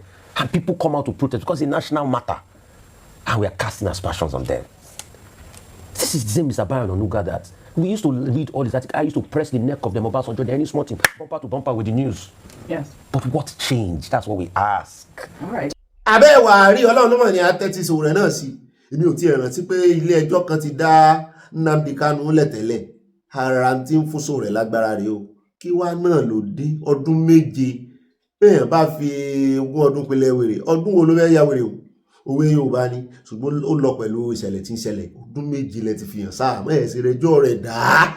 Ṣé kò wá sí ẹni tó kájú òṣùwọ̀n tó lè gba ẹjọ́ rẹ̀ dání àbí kí náà ló le tó yìí tẹ́ wá ń fà lẹ̀ tí ń wọ́ tuurutu ńlẹ̀ ọdún mélòó gan ló kù mo rò pé wọ́n fẹ́ ó jìyà náà ní kó jẹ́wé yáwé pé àṣẹyìnwá wọn ò bá túlẹ̀ àwọn ó kà fún pé ó lọ́dún 7 nínú àhámọ́ lè lágbára o pé bákan kò sáà ní escape ìyá wọn àbí ìyàwó lẹ́tún fẹ́ fi jẹ́ náà àwọn tó bá ṣẹ̀ wá sẹ́ńtẹ́ǹsì ẹ̀ ní ìsìn lẹ́yìn ilé ìtẹ́ ti fi ń jẹ àbá àwọn tó yàtọ̀ sí Ọlọ́run ní ìjẹ́ wà nù àmọ́ torí ẹ̀ la ṣe ń pariwo òmìnira ẹ jẹ́ wá lọ tààràtààrà sínú ìròyìn tá a máa fi káde gbogbo rẹ̀ ńlẹ̀ lónìí ẹ jẹ́ lọ sí ọ̀dọ̀ agbowó òde ìjọba Mr. Tayo níbi tí wọ́n ti ń kájọ́ abẹ́kù lórí ọ̀rọ̀ tax tó fẹ́ dánwò wò lẹ̀ kò yé àwọn kan ń gbéròyìn fògànà wọ́n ní gbogbo òtítọ́ ọ̀rọ̀ tẹ́ bá gbọ́ wọ́n ní gbogbo ọ̀tẹ́ bá gbọ́ lẹ́nu àwọn directly wọ́n ní òtítọ́ ọ̀rọ̀ ni. Chairman of the Presidential Committee on Fiscal Policy and Tax Reforms Taiwo Oyedele àwọn náà ti clarify ọ̀rọ̀ yìí o wọ́n ti jẹ́ òye wa o wọ́n ní how the newly enacted tax reform laws will affect Nigerians living abroad gbogbo ẹ̀yin diaspora ẹ̀yin ni mo fẹ́ bá wí. Wọ́n ní addressing key concerns around tax filing, remittance, tax identification number, TIN and residency rules. In a question and answer issued to address concerns of Nigeria in the diaspora, Oyedele clarified that Nigerians abroad are not obligated to obtain a tax identification number or file annual tax returns in Nigeria unless they earn income from Nigeria's source, such as employment or business operation within the country. Wọ́n ní kì í ṣe tipátìkúùkù, kì í ṣe dandan gbì, kì í ṣe fùrọ̀dán ní láti gba tax number ti Nàìjíríà o. Àfi tẹ́ bá ní business tó ń operate lórúkọ yín ní Nàìjíríà, tẹ́ register sí Nàìjíríà tó dẹ̀ operate, tẹ́ ń gbowó wọlé, tẹ́ ń gba income bẹ́ẹ̀, tẹ́ láwọn tí ń ṣiṣẹ́ fún yín, wọ́n ní àfihàn láláì jẹ́ bẹ́ẹ̀ ẹ mọ́ ẹ̀ ní ìdí dandan kọ́ ẹ lè gbà á ṣùgbọ́n dandan kọ́ ní TIN. Wọ́n ní in this case wọ́n ní a TIN is not required and there is no requirement to file tax returns unless you earn employment or business income from Nigeria. Ó ti di méjì bá employment income or business income. He added that non-residents without Nigerian source income are exempted and compliance has been made easier through online platforms such as Tax Pro Max and Simplified TIN application and Simplified TIN application process. A TIN is also not required to open or maintain a bank account unless the account is for business purposes or income received. Wọ́n náà fi ń da yín lójú gbogbo ìròyìn tán gbé tẹ́lẹ̀ wípé ẹni tí ò bá ní TIN kò lè open account kò lè ṣe. Wọ́n ní afẹ́ni tó bá ní business bank account ló ní ìdí TIN o. Wọ́n ní ẹ má jẹ́ kan parọ́ fún yín o ẹ̀yin ará diaspora o.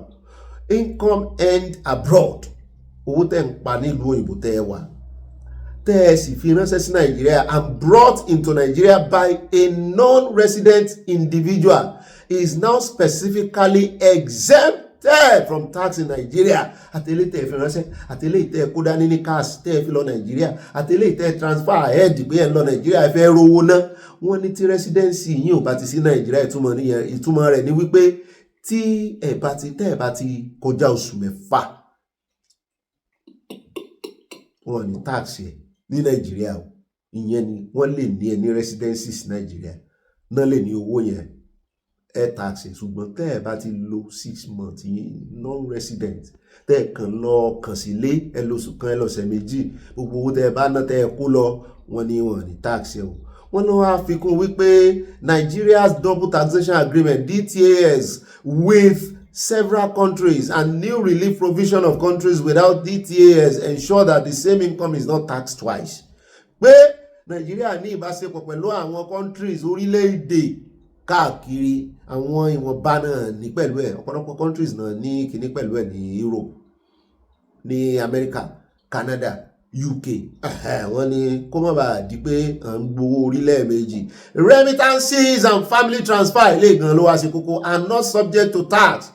Wọ́n ní gbogbo ẹ̀yin tẹ́ ẹ bá ń fowó ránṣẹ́ sílé àti gbogbo ẹ̀yin tẹ́ ẹ ń fún family kí yín lówó wọ́n ní tax yẹ o. Wọ́n ní ẹ má bẹ̀rù o. On the taxation of remittances, Oyedele assure Nigerians abroad that personal transfer and family support payments are not taxable under the new laws. Genuine personal transfers such as family remittance, gifts, refunds or community savings contributions are not treated as taxable income. He explained pé ẹ lè fún community yín gan lówó pé wọ́n ń ṣe nǹkan kan community ẹ wá fowó ránṣẹ́, wọ́n fẹ́ kọ́ hall ẹ fowó ránṣẹ́, wọ́n fẹ́ bá yín ṣe nǹkan kan lé ẹ fowó ránṣẹ́. Wọ́n ní tó sì wà genuine wọ́n náà ní tax. He said only income earned or deemed to be income such as wages, business profits or investment return will attract tax. Wọ́n ní ṣùgbọ́n gbogbo àwọn tó bá wà ní Nàìjíríà, for example, bóyá wọ́n ẹni tí ń san sálárì rẹ̀ ìlú èbò ló wà tàbí òun ṣiṣẹ́ remotely online tó jẹ́ pé ilé-iṣẹ́ tó ń bá ṣiṣẹ́ ìlú òyìnbó náà wà ó sì ń gba owó ní Nàìjíríà, wọ́n ní ẹ̀sán tax. Ní rí jù báyìí lọ, mo rò pa ti ṣe lálàyé, ó sì ti clear báyìí wọn láti gbọ́n tààràtààrà. Ó dá ẹjẹ́ a máa fi lè dágbére lórí ìkànnì. Nínú ìròyìn tòní, bó bá dùn mọ́ inú mọ̀ràn ìmọ̀ràn ẹ bá pín kókálé-kókákó, ẹ sì ti rí pé a pẹ̀ mọ́, ẹ sì rí pé àwa náà àti ń wojú ọjọ́ dáadáa.